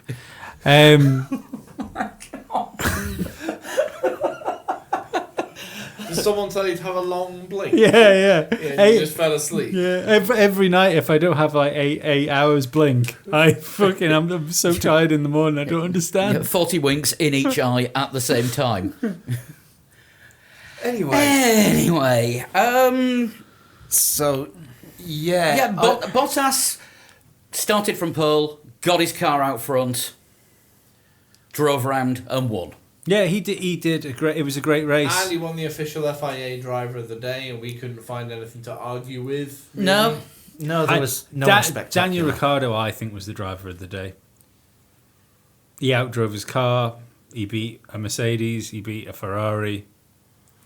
You know, he did. Yeah, but a Mercedes and a Ferrari beat him. Yeah, that's true. But I still. Valtteri Bottas beat a Mercedes, 2 Ferraris. Yeah, well, Yeah, so he did better. but he than had a better car. Bottas surely must have done enough now to get kept on by Mercedes. I don't- He's the ultimate wingman. He is doing the job when Lewis can't or isn't able, Yeah. and when Lewis is able, he's just tucking in nicely and doing the best that he can Well, here's the thing. without Man. challenging Too hard. too hard. Lewis, let's say, talk hypothetically. Lewis loses the World Championship this year. Vettel wins World Championship, yeah? Lewis loses World Championship because he's had inconsistent race weekends like he's been having so far. Yeah. So why the fuck do you want a wingman for that? In that case, Yeah. if I was Mercedes and my number one driver wasn't putting the consistent performances in that, say, Sebastian Vettel is in the Ferrari, then maybe I want Sebastian Vettel or maybe I want Fernando Alonso. And regardless of what Lewis Hamilton thinks of it. Because if you maybe you don't want Lewis Hamilton yeah. anymore. yeah, because if you were going to take on a top class world champion, Yeah. you wouldn't put a top class world champion in a team with Lewis Hamilton because fragile egos. No, And yeah. also, Finnish people are very good at stealing world championships from very far back in the last few races. Yeah. Kimi Räikkönen, Yeah. Keke Rosberg. Yeah. Keke Rosberg is still the only driver to win the world championship after only winning one race in a season. Yes. Yeah. Just consistent. Yeah. Consistent podiums. Mm-hmm. But this goes back to what I was saying about Lewis not being racy Lewis. Yeah. So does he? I mean, he's still a great driver. Don't get me wrong. I still think, arguably on his day, he's still the fastest driver in Formula One. Yeah. He's still top three with Alonso and Vettel. But if he can't be top three every race weekend, and if he does let problems get on top of him, whether they're problems inside Formula One or outside Formula One, if Bottas was in the Mercedes last year, right, maybe a Ferrari could have snuck a win there. You know, if Lewis was having loads of problems, let's say Vettel was putting in jobs where he could beat Hamilton's teammate, for instance, they might have lost a world championship last year. Yeah. They're on the borderline this year of beginning to lose a world championship. Yeah. And I don't think they wouldn't be doing that with Fernando Alonso in the car.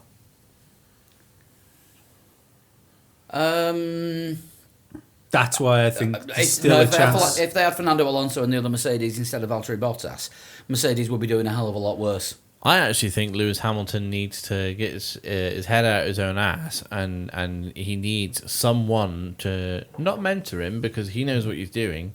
He just needs somebody. Yeah, no, but he needs someone there to just talk to. Yeah. You know, because he's doing his own training. Yeah, he's his own It manager. doesn't seem to be working, does it? No, The, he's doing his the own best training. Lewis He's doing his own Hamilton was manager. under Ron Dennis. And Anthony Hamilton. Mm-hmm. But you could argue as well that, you know, having a manager there, they don't have to manage you as such, but they can just be like, well, look at the positives of that You race. need somebody that's important enough to you and that you have enough respect to, that even when your ego gets out of control. So in that respect, is it Toto's job to put his arm around Lewis at the moment and be like, what's up? I think maybe he's been given too much freedom. Yeah? Yeah. But then if Toto comes up to Lewis and says, "What's up?" then you'll have Nicky Lauda coming in 10 minutes later going, What's up? He doesn't know what he's talking He about. doesn't know what he's talking about. But I think Because as we decided on Sunday when we were doing the blog, Nicky Lauda will always appear 10 minutes after a Toto Wolff interview and completely deny everything and Yeah. contradict everything that Toto No, said. I don't know where you got that from. yeah, I think It Mercedes. says it on your shirt. Nope, you're reading it wrong. I think Mercedes need a contender for world champions next year in Bottas' seat. I'm not sold on whether that potential world champion's Bottas. If every race Bottas drove, he was as good as he was this weekend, then grand. It could be Bottas. But we've seen this season after season.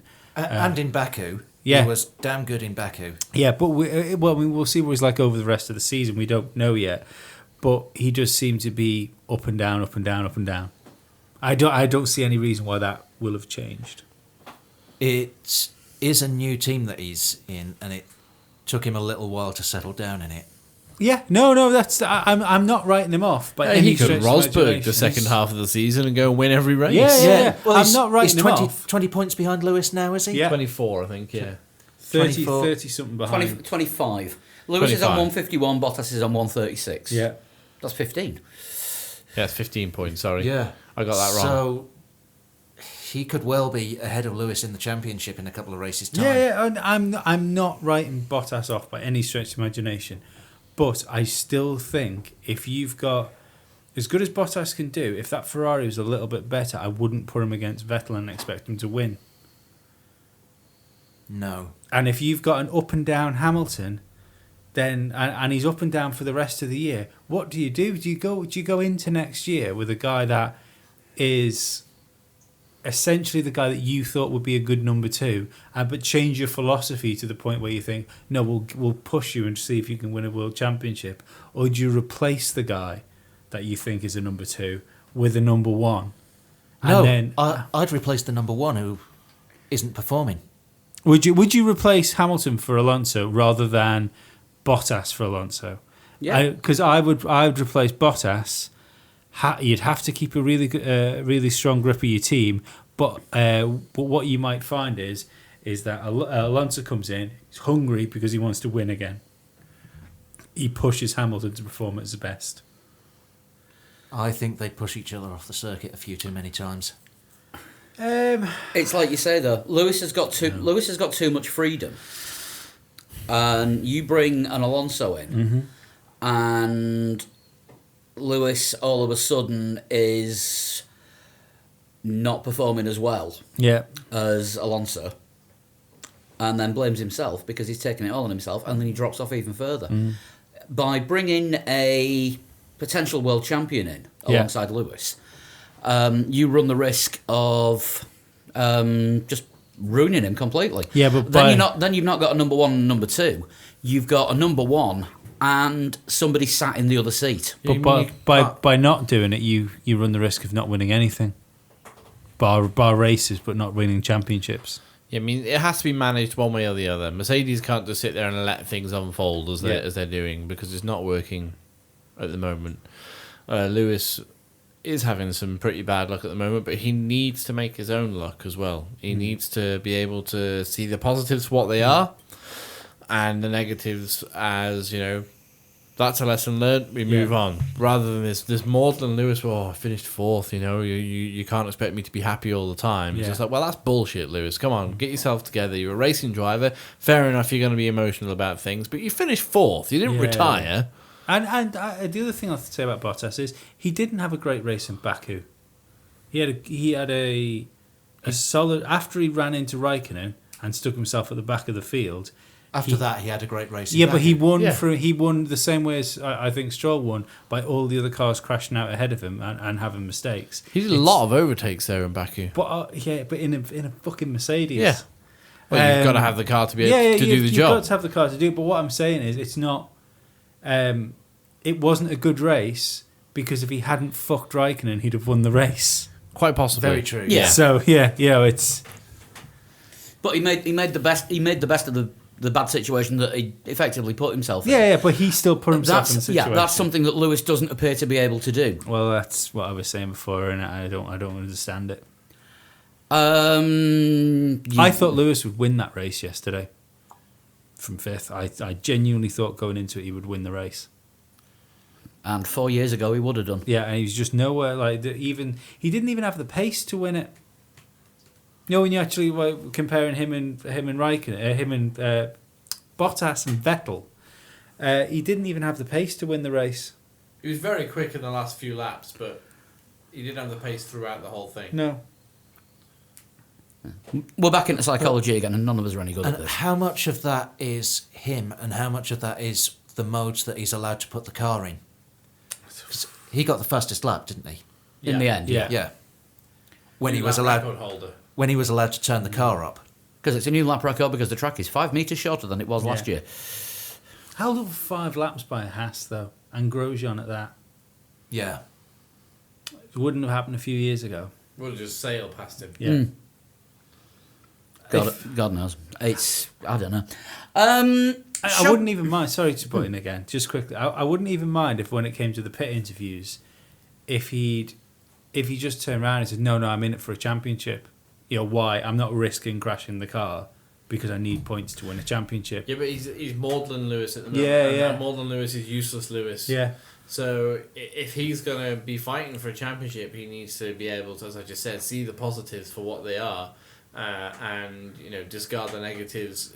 Once he's analysed it and understood what happened, he needs someone to talk to in the paddock. He can't manage himself, be his own personal trainer, and also prepare himself for races. He needs a coach. I don't necessarily need to coach. He just needs someone there. Maybe even just his dad. Bring his dad back in for the rest of the season, just so we can talk to his dad after the races. Well, that wasn't very good. His dad would be like, "Well, you did brilliant." Somebody you can talk to on a complete ground level. Yeah, where you don't, you're not being told what you want to hear, or it's not. Yeah, corporate bullshit. It's not somebody's Mercedes telling you something. Somebody's not scared of upsetting you. Someone, if you need upsetting, yeah. All he appears to have got to talk to at the moment is Roscoe, and he doesn't answer back. This is true. But to be fair, his dad might have answered back, and that's why Mike got sacked. Yeah, and then when they managed to pull the rest of it, thumbs up. Got him a good TV deal. Yeah. Shall we move on? Because news. Well, it actually says British Grand Prix preview next. Well, we can do that. Shall we do that? Yeah. Actually, we'll do the news. It'll give us a bit of a break. The news. What have we got? We need theme tunes for news, like dan dan dan dan dan dan dan dan dan dan. News. I like that because you said my name a lot. He was just trying to prove you're not dead. And next, the Batman theme tune.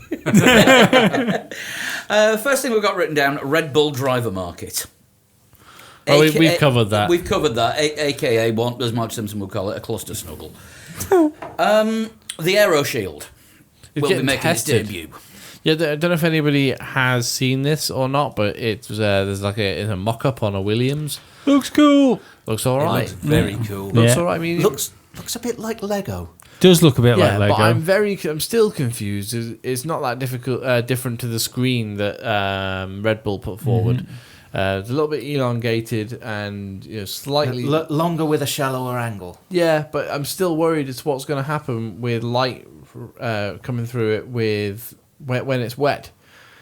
Do you know what I mean? When it's difficult enough in your car. You can when you go to SeaWorld, they have 2 foot thick glass that when you look through it, looks like you're looking through a pane of glass at the fish. I'm convinced that we can science our way around this. There's nanotechnology. So Lewis Hamilton will be able to see an orca. Yeah. There's nanotechnologies and stuff, nano coatings that you can put onto the water runs straight off it. Yeah. But they do it in WEC. No, but you're gonna have water on. Yeah, but they got windscreen wipers in WEC. We'll put a windscreen wiper in the motherfucker. Well, that does seem like the simple solution. Heat them up, put a fucking, like you say, a nano coating over it so the water just streams off it. It can't be any different to getting a load of water in your face. Well, that's going to happen anyway as well because it's not got a canopy over it. Well, so they're still going to get. No, it'll be sent over, won't it? No, but you're still going to get rain on their visors as well as Which is what the they shield. get at the minute, and you've only got a finite number of tear-offs. But I'd argue you've that's got the shield as well to contend with. I'd argue that's where the aero goes, wherever the air's going. Well, this is why they're testing it in Silverstone this week. Because surely it's only a matter of tweaking the design of the canopy to send that water into the air and not into the cockpit. No, it's not necessarily that. If you're driving in the rain, not all the water is just going to come straight off the shield. You're still going to get some on your visor. Yeah, you're still going to get some on your visor, but you're not going to get as much as you would without the shield being there. Maybe not, but you still got 2 things that you're looking through, and if they're both wet, I suppose so. I don't know. I think if they're both water repellent, then you don't even need to worry. Yeah, but the water's still got to hit them and come off them. I'm still dubious about all this. I think it looks cool, and I do agree something needs to be put in place. Yeah. But I don't see that this is a huge difference. Surely they would have lab tested them before they're actually going to attach them to a car and then send them around a track. I would hope do, so. do suspect that they've also realised that sometimes it rains. Yes. Yeah, that's why they're going to test it. It's probably why they're going to test it at Silverstone. Let's be 'Cause it'll honest. probably rain. Yeah, absolutely. Do you think they're kicking the ball down the road until they can come up with? Because if I've thought of this, Formula One think tanks must have thought of it, because we've all said the halo to the canopy is essentially just a. It's a stopgap. It's a stopgap to close cockpits. Yeah. Yeah, we will have closed cockpits, and that will at some point that's going to happen. It doesn't matter because that means Formula One cars will look like the back car, and that's fine. So do you think With the great big fan on the back. and the fire? So do you not think that maybe there's a portion of the people that are trying to work out how to, because that like you motherfuckers that complain about it are the problem, not yous. I'm talking to the internet. You people that put stupid comments on like forums and things. dangerous. Yeah, they know the risk when they get in the car. Well, you know the risk if I come in your house with a baseball bat. It's still not fair. I've seen you try to play sport. You'll be safe. Yeah. So the top and bottom of it is: do you think they're kicking the can down the road so that eventually, when the rules get shaken up, because I think you're going to find, for good or bad reasons, they're going to sex the cars up eventually more. So we see cars more akin to like the Wipeout. artist. Well, yeah, but like like the artist impressions we got. Yeah. MP4X and Yeah, things yeah, like that yeah. with the... sorry, we don't say MP4 anymore, do we? No. But That's what it was called at the time. it was, yeah. But Now it's the P4. Yeah. Yeah. MCL. Now it's called the Fuck Dennis P4. Yeah, absolutely. But the things like that. Yeah. I think that anybody else see that Renault Yes. thing? Yeah, that was weird and a bit So- spacey, but that's a bit too far forward. But I think for 2020, because Formula One cars, all right, they've changed a bit over the last 20 years, but there needs to be a huge. Well, like, don't forget. This is why you want to watch this, because these cars look like this and they are fast. And when you get a turn, like a decade, the beginning of a new decade, there's so much, like fucking the year 2000 was when everything was fucking this 2000, welcome 2K. The Y2K bug. it's so much more marketable. So if they future the fuck out of everything, The F1 2020. F1 2020, yeah. So do you think that they're kicking the can down the road because that means when they do this another big aero shake up and you've got fucking cars that look like they've come from the future, they can be all closed cockpit, and just how fucking cool they look detracts from the people going, no, but I want to see heads fall off. Yeah, that's moronic. Yeah. Like, who enjoyed Suzuka when there was that horrific incident with Jules Bianchi? Oh, there'll be No one some enjoyed people. that. There'll be some people, and there'll be some people that watch that incident like hoping that there's fucking drama. No one enjoys that. Yes, there is a group of people out there that watch things to see blood sports happening.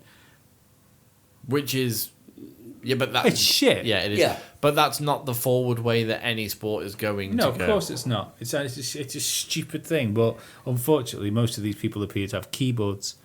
And access to the internet. Yes. And poor grammar. Very poor grammar. And most of them appear to like the ESPN page. Yeah, I was waiting for that, yes. I replied to somebody on that with something. And there were, like, the words that were shoved into it were fucking unreal, and it took me like a good 5 minutes to work out exactly what the guy was trying to say. What? Because you couldn't find out where the spaces were meant to go between them. Yeah. Yeah. I had to put letters in because there was just letters completely missing. But for the Listeners, please send us, screenshot us your favourite Yeah. ESPN comments, because they are often YouTube as hilarious. well. YouTube's just as good as fucking ESPN. But for any listeners that don't know, I'm dyslexic. I have a real issue with spelling. So, like, when the dyslexic guy is pulling up your grammar, there's something fucking wrong. but B. Or there isn't. Oh, the terrible, yeah, oh, there is. Yes, this is true. But the irony was not lost on me when I wrote to this guy saying like, "This is you're barely using the English language," and I had to spell check the word "barely." I don't know where we'll go from that. Shall we talk about Silverstone then? Yes, Seeing as let's. that it kind of leads nicely into it. Is this the second to penultimate British Grand Prix at Silverstone? The second to penultimate. Yeah. So might possibly be not happening anymore under these circumstances, but we Two need credible but not viable options. No, but there's been more stuff that I listen to, because I listen to another said podcast, the second best podcast on the Formula One podcast on the internet.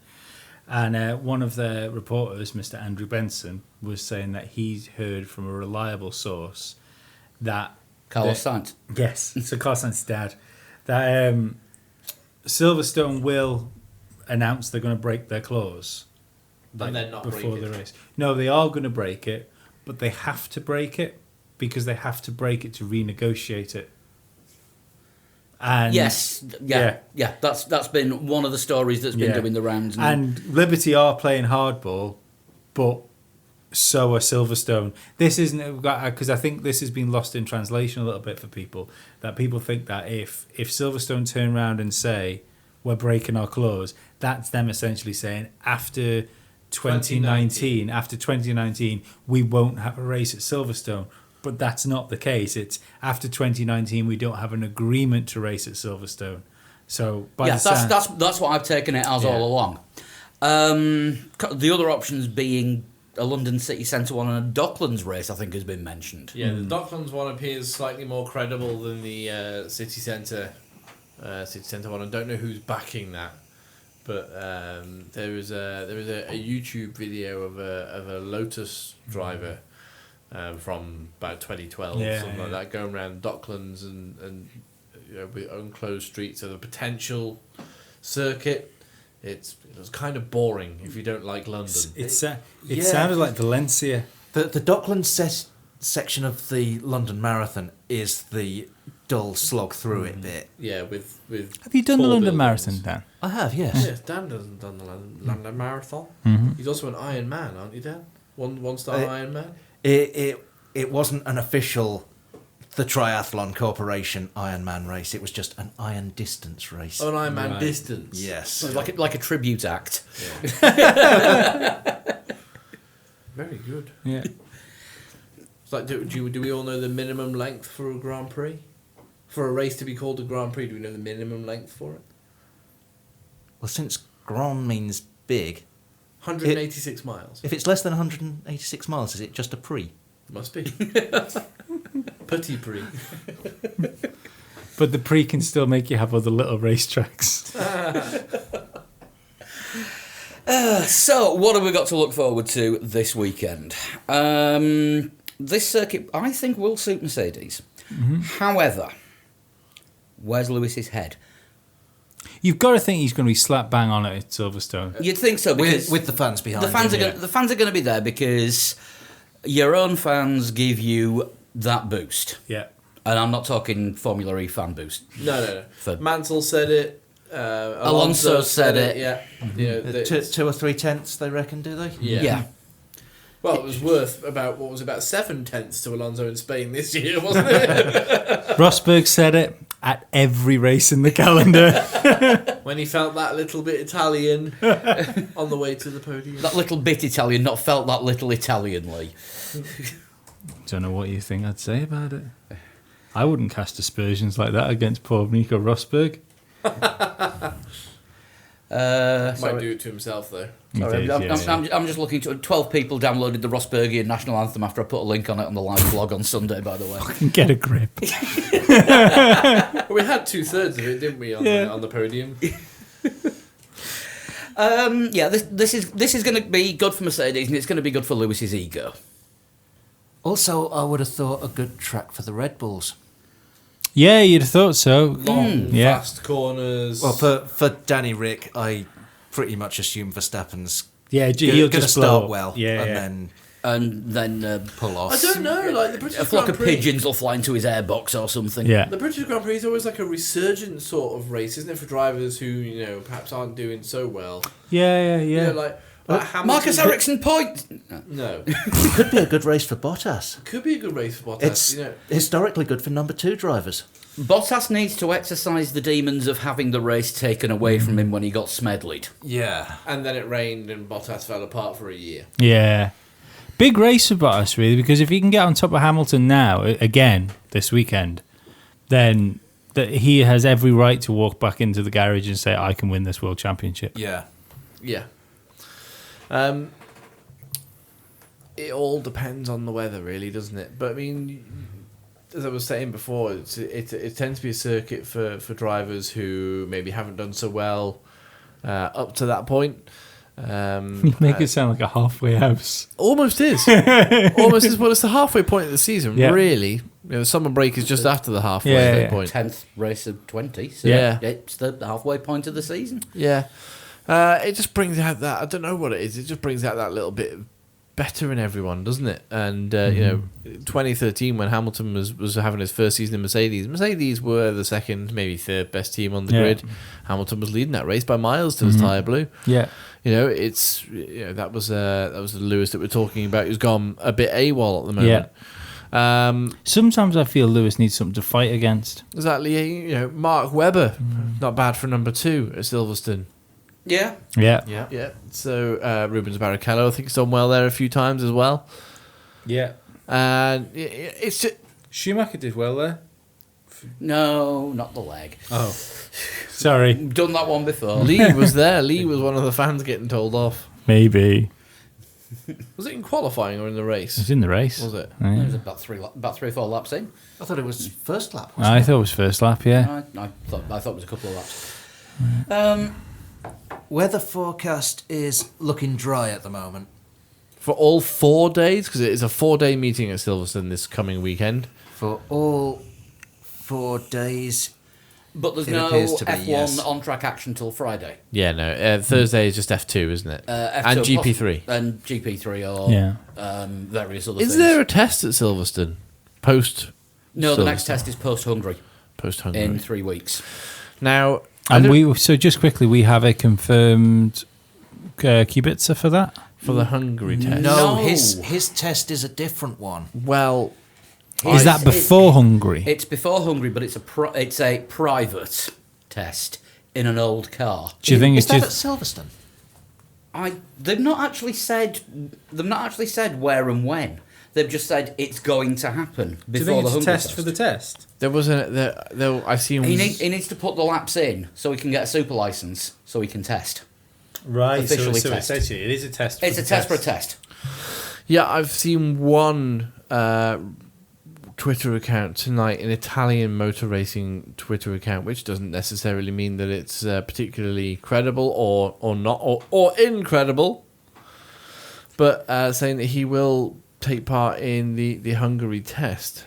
He's got to do the laps at Paul Ricard first, but he's still got 3 weeks to do it because the Hungary test is. Well, that's after Silverstone, I think. I think that's why we're getting confused, isn't it? He's doing that. After. Yeah, because there's a 2 week break between Silverstone and Hungary, so he's got to do the laps at Paul Ricard, which I assume will be at some point in between. But Renault haven't actually stated when it's going to be.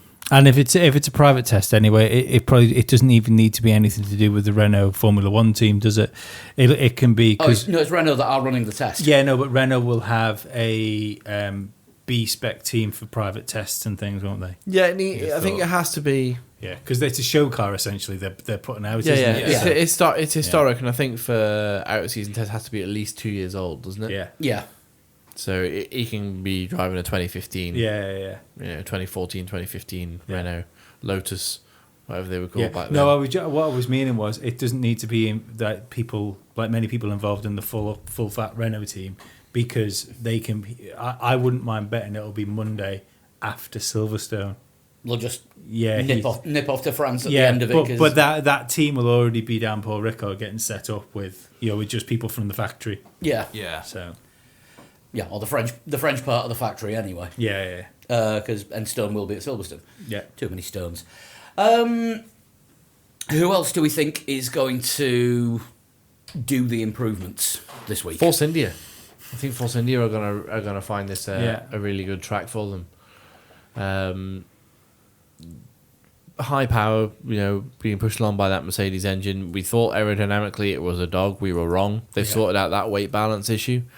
Force India, I can see them fighting with the Red Bulls. I bet it'll be a good race for Ocon. Yeah, I would hope so. How are Williams going to do? Fucking toss a coin. Yeah. Yeah. You might get Azerbaijan Williams, you might get Austria Williams, who knows.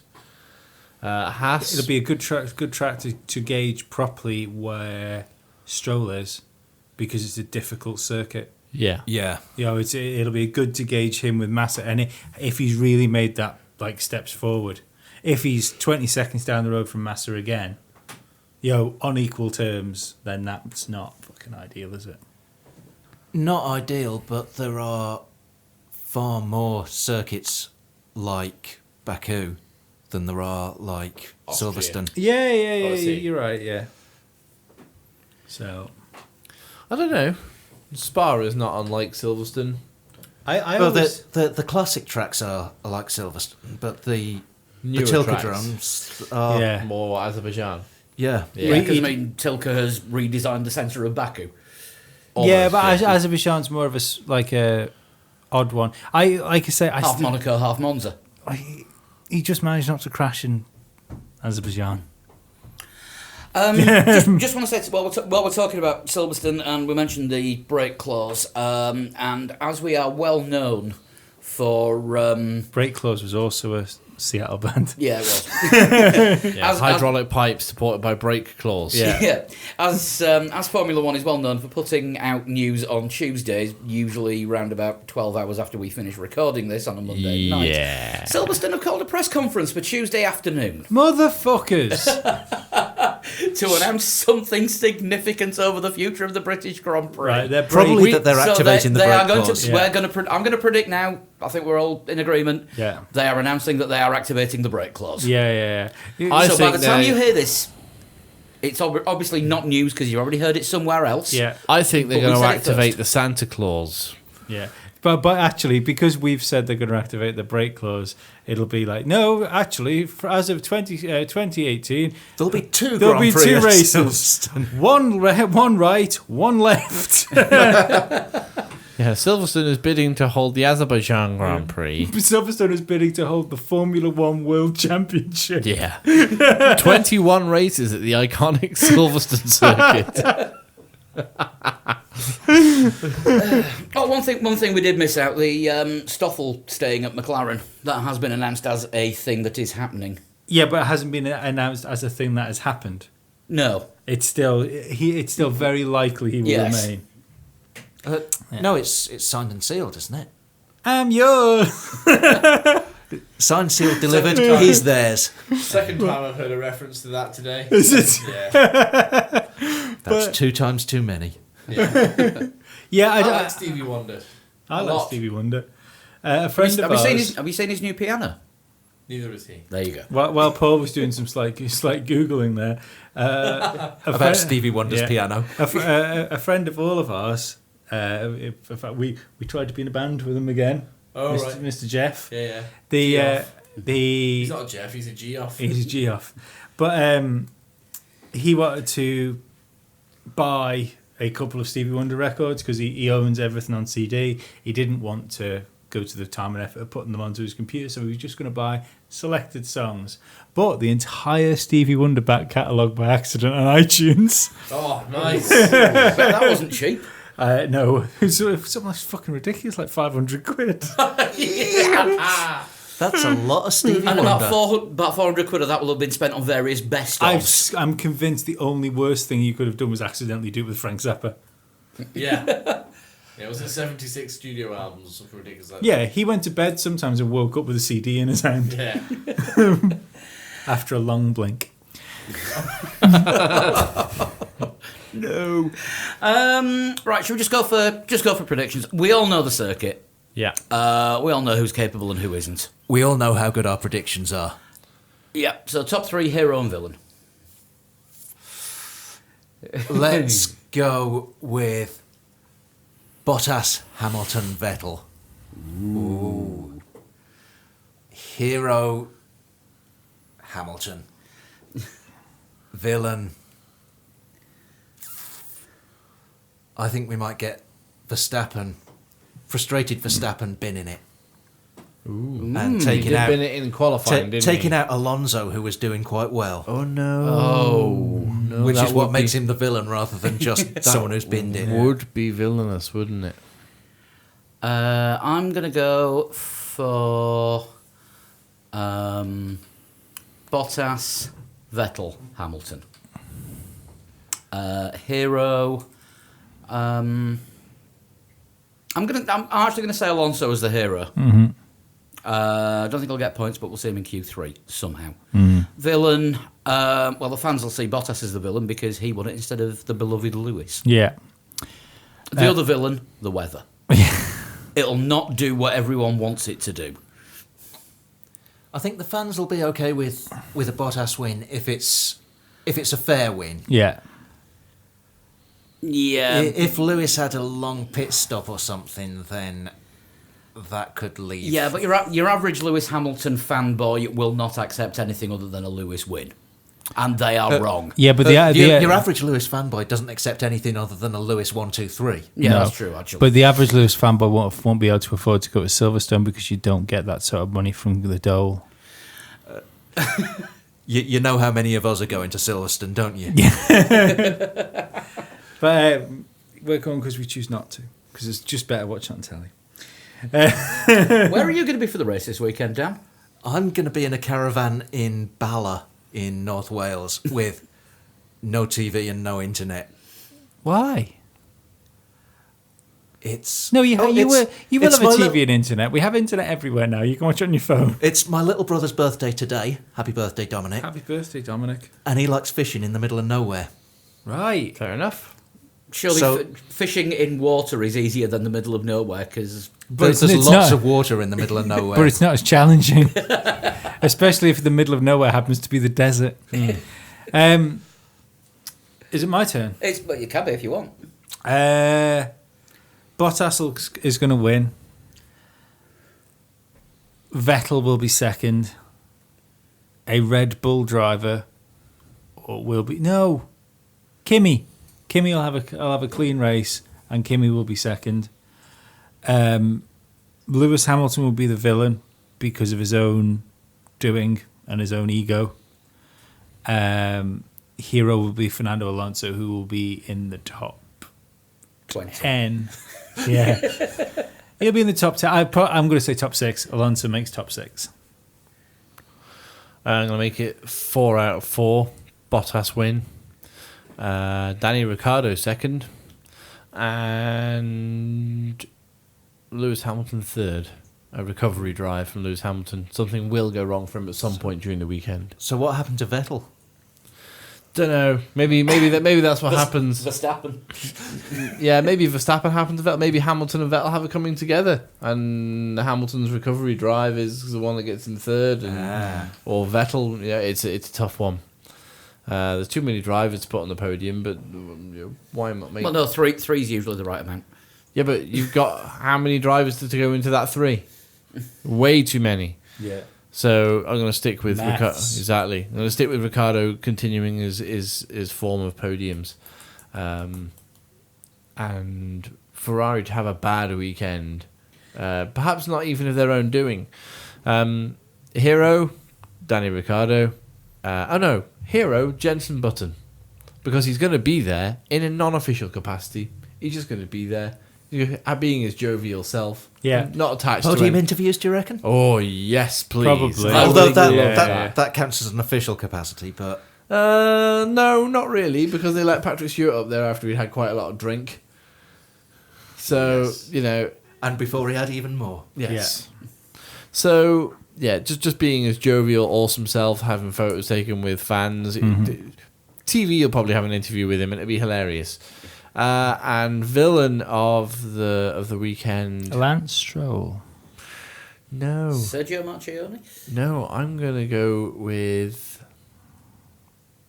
Christian Horner. How? I don't know. He's always villainous. He is always quite villainous. He did look quite sinister in Lederhosen. He did, yeah. Yeah. I actually think that The Austrian full kit wanker, as Dan called him. And then it panned up to show whose legs it was we were seeing.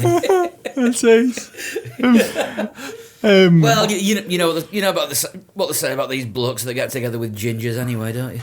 Dietrich Mateschitz, though, he's after his "Don't bite the hand that feeds you" comment, he's took over from Ron Dennis in my eyes now as the most villainous Formula One person. Was it Mateschitz who said that, or Marco? Mateschitz. Yeah, but he literally is the hand that feeds everyone from Red Bull because it's his company. Yeah. Well, no, isn't it Dr. Marcos? No, Marco's in charge of the racing. Right, no, it was Dr. Marco that said it, and not Dietrich Dietrich Mateschitz Mateschitz. is. He's Mr. Red Bull. Right, yeah. Red Bull. He's also Sorry, Red Bull, yeah. I was just mixing up my millionaires.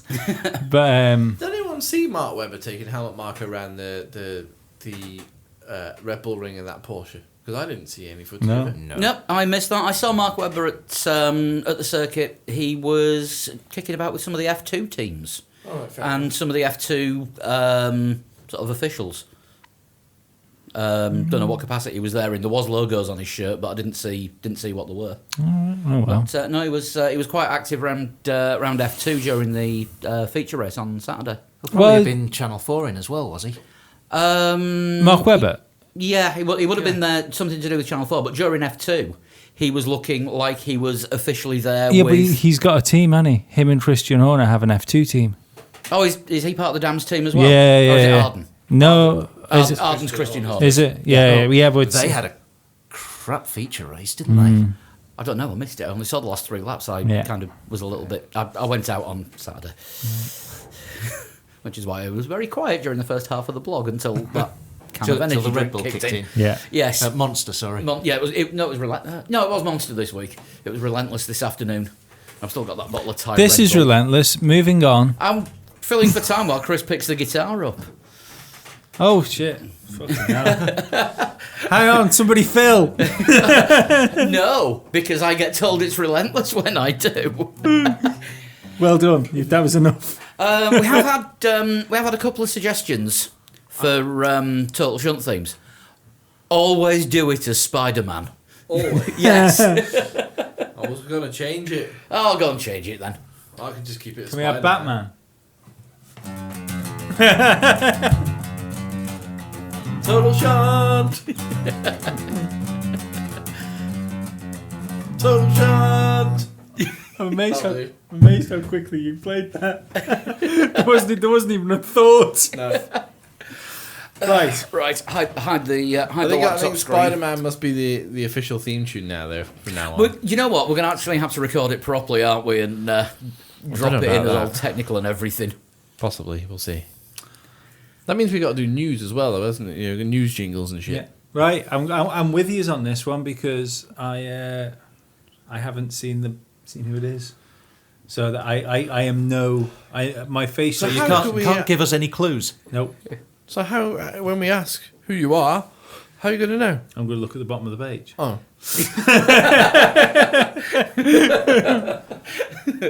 Well, I guess. Who sent this one in, by the way? Mike McPherson. Ah, good old Mike McPherson. Long-time listener. A long-time listener, regular contributor, and whiskey aficionado. Yes. Long-time listener, first-time shunter, I think. Yes, but he also suggested that Spider-Man should be the regular theme tune. Yeah, as well. no, but I mean... Yes, it's his first shunt, but we do share tips on whiskey quite a lot. Yeah.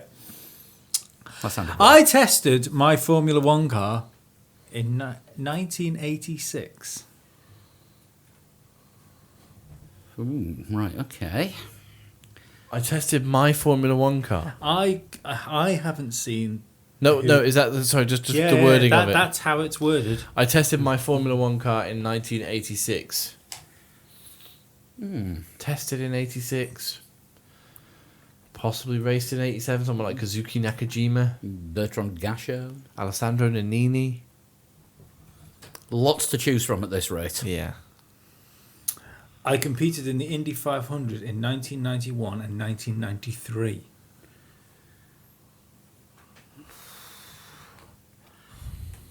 91 and 93. Well, 93 was the year that Mansell made his debut. Yeah.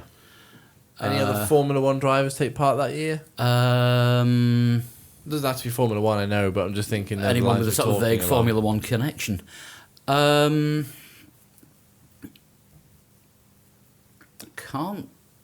think of. Can't think of anyone that springs to mind immediately. I'm not sure. Go for clue 3? Yeah, and then we'll give a guess after clue 3. Dan, you've been very quiet. Are you all right? Yeah, I just have no ideas at the moment. Okay. Or no sensible ones. I won 17 races in the Trans Am series. God. I don't even know what that is. My guess is they all raced Trans Ams, which it would have looked like a Knight Rider tribute act. I'm sold. Are we talking somebody like Michael Andretti or Michael Andretti's definitely done more than 2 Indy 500s. Because... well, he said 91 and 93. He may have done more than that. May have done more than that, but I'm sure he's done a lot more. Which reminds me, that's who Scott Speed is driving for these days. Michael Andretti in World Rallycross. Oh, right, okay. I would like a guess. Christian Fittipaldi?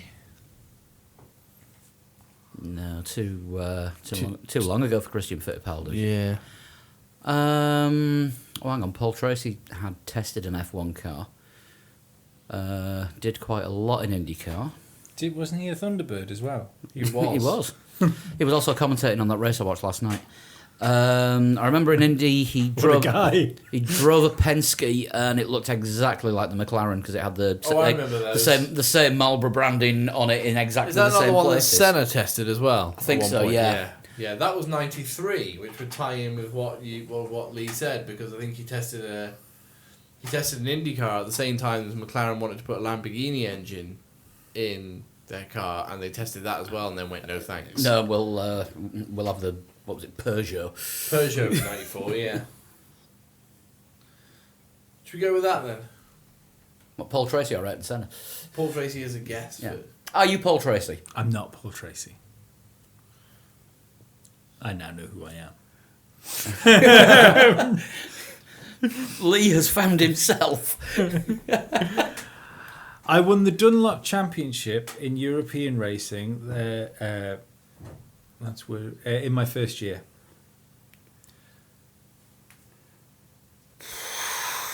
I have not heard of half these series, let alone know who won them. I mean, Indy 500? What the hell is that? It's a lot of cars to be going around a track. That's a lot of Knight Rider fans. They have the race every year at KitCon. right, next clue. Yeah, next clue. I won 6 races in Formula Ford. Heard of that? Yeah. 50 years old this year. Yeah. Well, seeing you've already heard it, you must know who I am now. Was a very 1600cc engined Ford based cars. No, they race other people. Just helping. Yeah, I still think we're going to need clue number 6, aren't we? I am mentioned in a Disney cartoon, in a Disney Channel cartoon. Is it Lilo? Stitch? Pocahontas?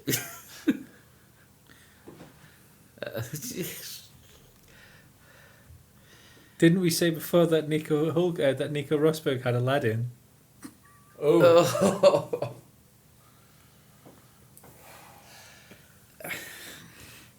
Disney Channel cartoon.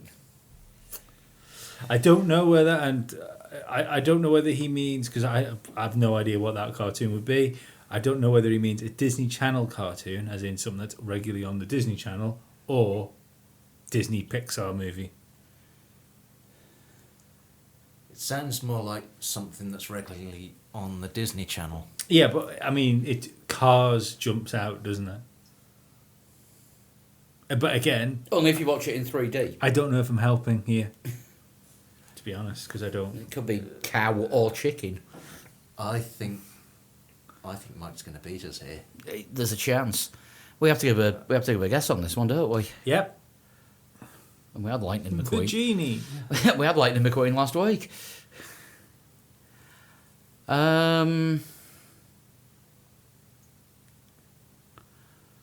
We've got nothing. Oops. Are you Maurizio Googleman? Who the fuck is that? He was an F1 driver. You can take that as a no, by the way. Right, that's 4 clues then, or however many there are.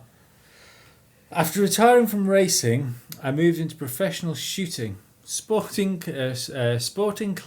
Is that what the Clay the pigeon term shooting. is? Yeah. Is that the term for it? Is it? Yeah. Nope. No. Sterling Moss. But not, we wouldn't have tested a Formula 1 car in 1986 unless he had many, many years out and then decided he was going to have a comeback and everyone was like, you're too old, mate, see you later. Or unless he started a team and tested his car and then thought, no, I'll do the 1991 and 1993 Indy 500s instead. Which is No. unlikely. Yeah. Next clue. If that's what you can call these. Yeah, I once grew a hair upon my head. it is. It's just that every single one is another enigma wrapped in a myth. Inside a question. I raced once in the NASCAR Coca-Cola 600. Seeing as how we're all NASCAR Next. fans. No. Say it properly if it's NASCAR. Red next. I am the former teammate of NBC sportscaster David Hobbs. Calvin and Hobbes? Sounds like a furniture manufacturer. Oh shit. Oh, has Pearl got an idea? You know he's thinking, he's sweating. Yep. Yeah, I think we might need another clue. I formed my own team in 2001. Are you Michael Andretti? I'm not Michael Andretti. Damn. Was that your last guess? It depends if there's any more clues. You might as well have another one after this because I still don't think you're going to get it. The my car was, well, this would be very unfortunate nowadays. My car was partially sponsored by comedian and actor Bill Cosby. Are you Gene Haas? Not Gene Haas. I'd hate to know. I'd hate to know what he had to give to get the fucking sponsorship. Are you Bobby Rahal? I'm not Bobby Rahal. Damn. Come on, Dan, you haven't had a guess yet. That's because I don't have a clue. I am Willie T. Is it Ribs or Rab? Yeah, Ribs, but Ribs with 2 B's. I was the first African American. In fact, I've just slaughtered his surname, haven't I? I think. I was the first African American to have to test a Formula 1 car, and the first person to compete in Indy 500 in 1991. Sorry, the first one. Bloody hell, Mike. Also, I'm going to Never shake. heard of you. I'm going to shake the rules up for. Boom, shake the rules. Yeah, because as we were doing. Although well done, Mike, with first. Yeah. Mike, yeah, that was excellent. that was spectacular. Is that the first one that he's been beaten on? No, No. we've been beaten before. Mario, you've been beaten on Mario. Yeah. Yeah. But anyway, we have new rules for next week's talk show because I've just made them up. Stop making it so bloody hard. No. This is going to make it. Check with us to see if we've heard of them beforehand. This is going to make it more exciting for everybody. It's going to make it more exciting for you. It's going to make it more exciting for me. It's going to make it more exciting for the listener. We do it with fire. No. Total Shunt brought to you by Red Bull's marketing department. Everything stays the same. Yeah. You have your 3 guesses like we normally have. Yeah. This is good. I don't like change. Right. But you give me your you give me the give me your third guess before the last question. Yeah? Yeah, right. I don't tell you on the other two guesses who I am. So you end up with 3 guesses, and then you have to pick one at the end after the last question. And then that way you get to read everything out, and then Yeah. everyone that's listening Yeah. Fair enough. gets to play along with the whole game. I like that. That is good. Is that the Except end we of can't Total feel Shunt? we can't feel super smart if we get it on the first clue. Well, yeah, because you'll know when I tell you. So you might have got it on the first clue, but then you might be too stupid to go with it. As long as question 1 isn't something along the lines of my name is an anagram of Benson Jutton. Yeah. Oh, is it Gary Paffett? Is that the end of Total Shunt? That is the end of Total Shunt. Total Shunt, Total Shunt. Something, a Total Shunt. Crashes a car past a Maldonado. Everyone look out, here comes a Total Shunt. Right, Formula Lee. It was Austria, of course, in the dry. Yeah. Inner Force India. Yeah. Bloody quick. Yeah. Short laps. Yeah. One of us in this room scored points. One of us in this room Is Edsterband. is Edsterband. I know who that is straight away. 2 of us in this room also participated in the competition. I sobered it. Not quite. You finished 29th out of 32. Yeah, more or less Yeah. sobered it. 110, 186. I managed to sneak up into 21st, 109, 167. And Chris, Edsterband. 29 thousandths of a second outside of the points. Oh, well. Ooh. 108,762 was good enough for 11th. Which is my second Edsterbanning of the Formula Lee campaign. Top 10. Joseph Heilemann, 108,733. Ooh. 9th place, Lee Stevens, 108,617. Yes! 9th is new first. Possibly. Said Julian Palmer today. Ninth is like 9 firsts. Whoa! I got so many firsts.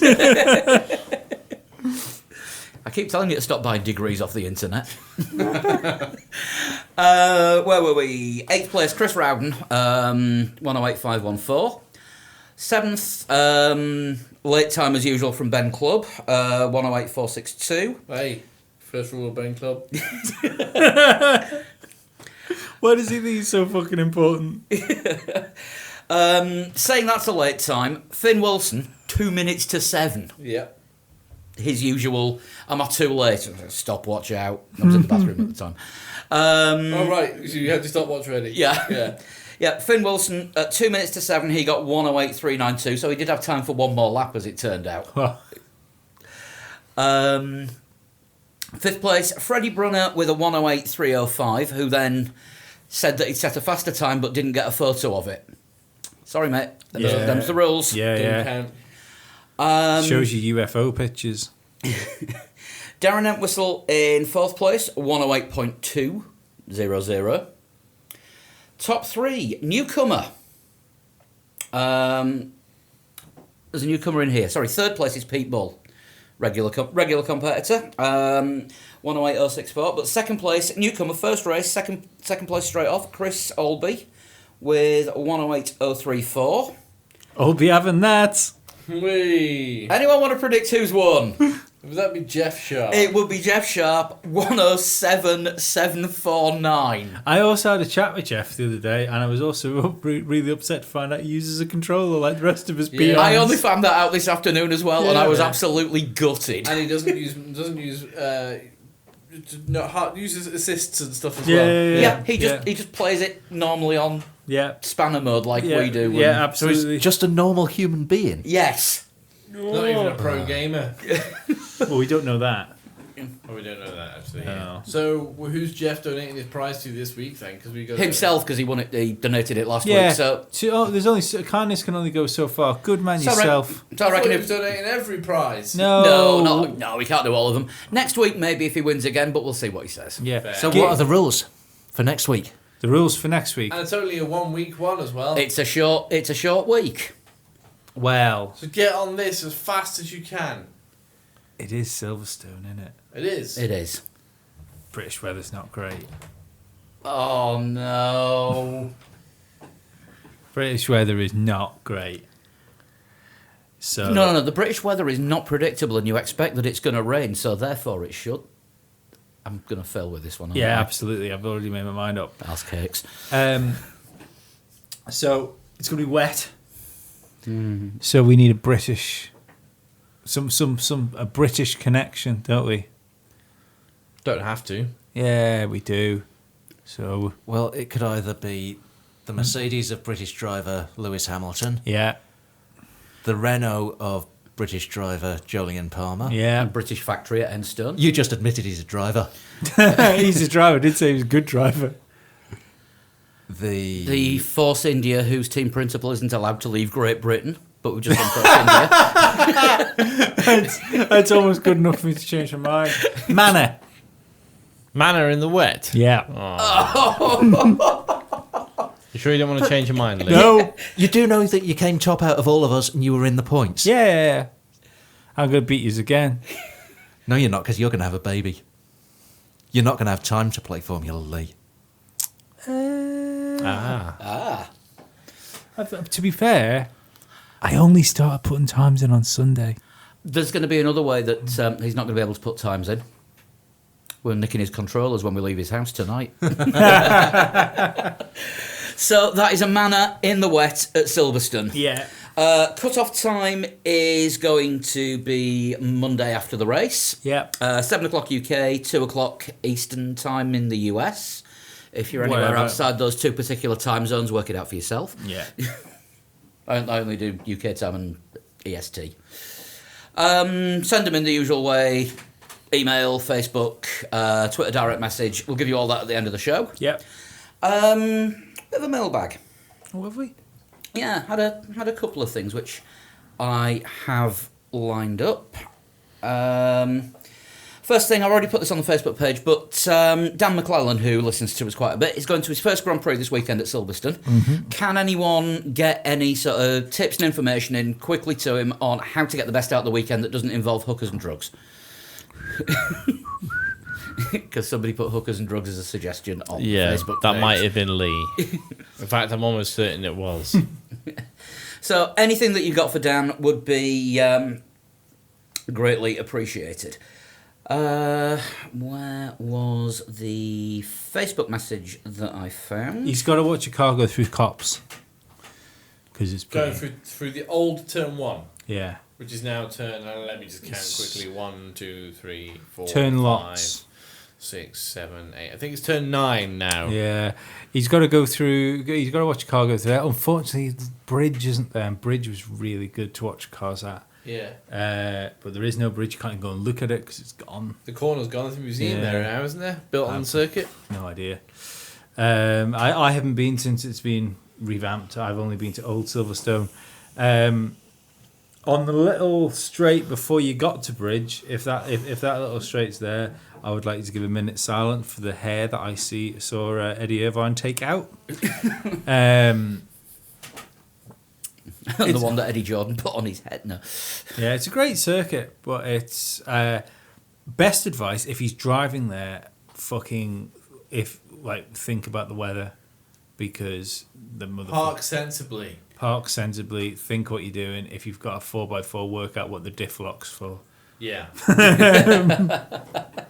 If you haven't got a 4x4, but you've got a friend who has, just take it. Don't even ask. Yeah. If you do have a 4x4 and people start getting stuck, laugh at people when you drive past them because they get really angry. It was so funny. Not only And was- also, give people a lift because Yeah. you have more weight in your car. We'll get better traction. yeah, well, because of magic and stuff that I can't really remember how or why, we got complimentary passes one year to Silverstone, and we got complimentary parking passes. So you know the gates that say... I think I can remember why. You were there with Mark, weren't you? Yeah. Yeah, one of his mates was a cameraman for. No, it wasn't that. Bernie It Vision. was much more nefarious than that. Oh, God. It was much more nefarious because it involved people going in and coming out with things, and then going in and then giving them to people to go back out and then come back in. But yeah, the Anyway, I understood some of those. But you know words. the game. One of his mates got burgers for everyone else. Yeah, that's Right, you know the Silverstone things, where, Gerhard Burgers. like the gates. Yeah. We were parked in front of them, and when we got in the car to leave, Norbert Howell got in the Mercedes next to us and drove away. fair enough. But so that was it was great driving past all the commoners, getting stuck in their horrible little cars. You just drove straight out. Just drove straight past them. Maybe pointed at the little sticker a couple of times. Say we've got one of these. Wayne's worlding it. Yeah, absolutely. Just for anyone in the UK that is listening that's going this weekend, send photos in. We'll share them on the page. Absolutely. Yes. And that goes for all races. If anyone's there, Three Legs, Four Wheels banner, get on TV. We owe you. Yeah. We owe you beers or something. Yeah, if you can get a 3 Legs 4 Wheels banner on telly at all, brilliant. yeah, if you do it, I will or will not cuddle you. It depends whichever makes you do it. If you don't I want, will. no. But if they don't want a cuddle from me, I won't. If I they don't do care. If they don't want a cuddle from Yeah. me, they shouldn't be trying to get on TV. Do you know what? Make it easier. Anyone that gets a 3 Legs 4 Wheels banner on TV, will send you a T-shirt. it, yeah. And a If cuddle. you, and a cuddle. You Lee can't- will personally cuddle the T-shirt before we send it to you. Yes, that is a fact. And you can't cuddle people when they don't want to be cuddled, otherwise you end up being Bill Cosby. Oh, What? yeah. Sponsoring a car? Yeah, forced cuddling. Nobody wants a forced cuddle. Can I move on to this message Yeah. that we got on Facebook? This is from I'm getting tired. Kevin Thompson. We've kind of covered this a little bit, but do we think Red Bull is actually catching Ferrari and Mercedes, or has Max just got the worst luck, or is the car still not great and Daniel Ricciardo's having the best luck? A bit of all of that. Yeah, bits of all of it. Yeah, because I think the Red Bull is better than it was. It's definitely. Horner said it was better going than to. it was. Horner said they'd be challenging for podiums by the European races. That's happening. Yeah. Max can't buy a finish. No, and Max could be the star at Silverstone yet. Yeah.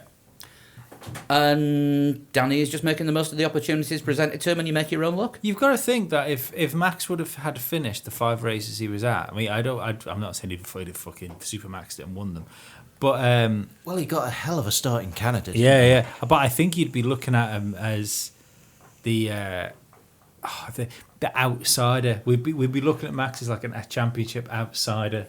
If that was, like Heinz-Harald Frentzen was that year and Jordan and stuff. It's probably not going to happen. Might be worth a $5. Yeah. Yeah, that's a fair point. So in answer to your question, Kevin, yes. That's the only way Yes to to put some, no to others. Possibly to all. it. Or then again, no. Right. So if you want to get in touch, you can get hold of us on Facebook. We are in partial agreement. Get hold of us on Facebook at 3 Legs 4 Wheels. You can tweet us at 3 Legs 4 Wheels or I'm at Atul Shunt. At Flood21. At Danbert. and at Pablo100. Yeah, I apologised during the race this weekend for not doing any Twitter stuff, like not speaking to anyone on Twitter, but I genuinely had nothing to fucking say about the race. We just thought you were in a delivery suite somewhere. No, nothing happened I thought was interesting enough to tweet, and nothing got me angry enough to tweet, and nothing made me happy enough to tweet. Fair enough. You were just neutral about Just, it. yeah. Pub full of neutrals. Yeah. Obviously, if you want to send total shunts in, send us as a Twitter direct message to Lee. Yes, do that. Because if you send them any other way, we'll all probably see them, and then that's kind of Yeah, cheating. then you fucked it for everybody, and you fucked your choice for everybody. And if you want to email for old school, 3 Legs And long messages. and long messages and some screenshots And for attachments. Total Shunt and attachments and pictures. 3 Legs 4 Wheels at gmail.com. What I would like is, because I'm new to this Twitter shenanigans, because I never really liked it before, I need 11 more people, and I've got 200 followers. Go and follow Lee. Go, at go Total follow a Shunt. Total Shunt. Because I'm only following 109 people. So my mission is to get a really good follower to follow ratio. That's what social media gurus say, and we all know one of those. No, we know a cunt. Same thing. Well, yes, possibly. Right, Traffic driving. we're going. Some of us, possibly all of us, will be back next week. Is Dan back next week? I'm back next week. Dan's back next week Yeah. from fishing in the middle of nowhere. Yeah. Meanwhile, I won't be fishing. I'll be watching fishing. Okay. Yeah, meanwhile, me and Chris will be doing the live blog with help from Sean and maybe comments from Lee if anything interesting happens. Yeah. Lee, you may or may not be here next week, May or may not be having a baby. but I'm sure we will let people know I'm sure. when the happy event happily happens. Let's just call it the event for now. Remain indoors. Cloverfield. Yes. So we'll see you next week when hopefully we've had a damn good British Grand Prix and we've got plenty to talk about then. Amazing. We'll see you soon. We will indeed. Bye.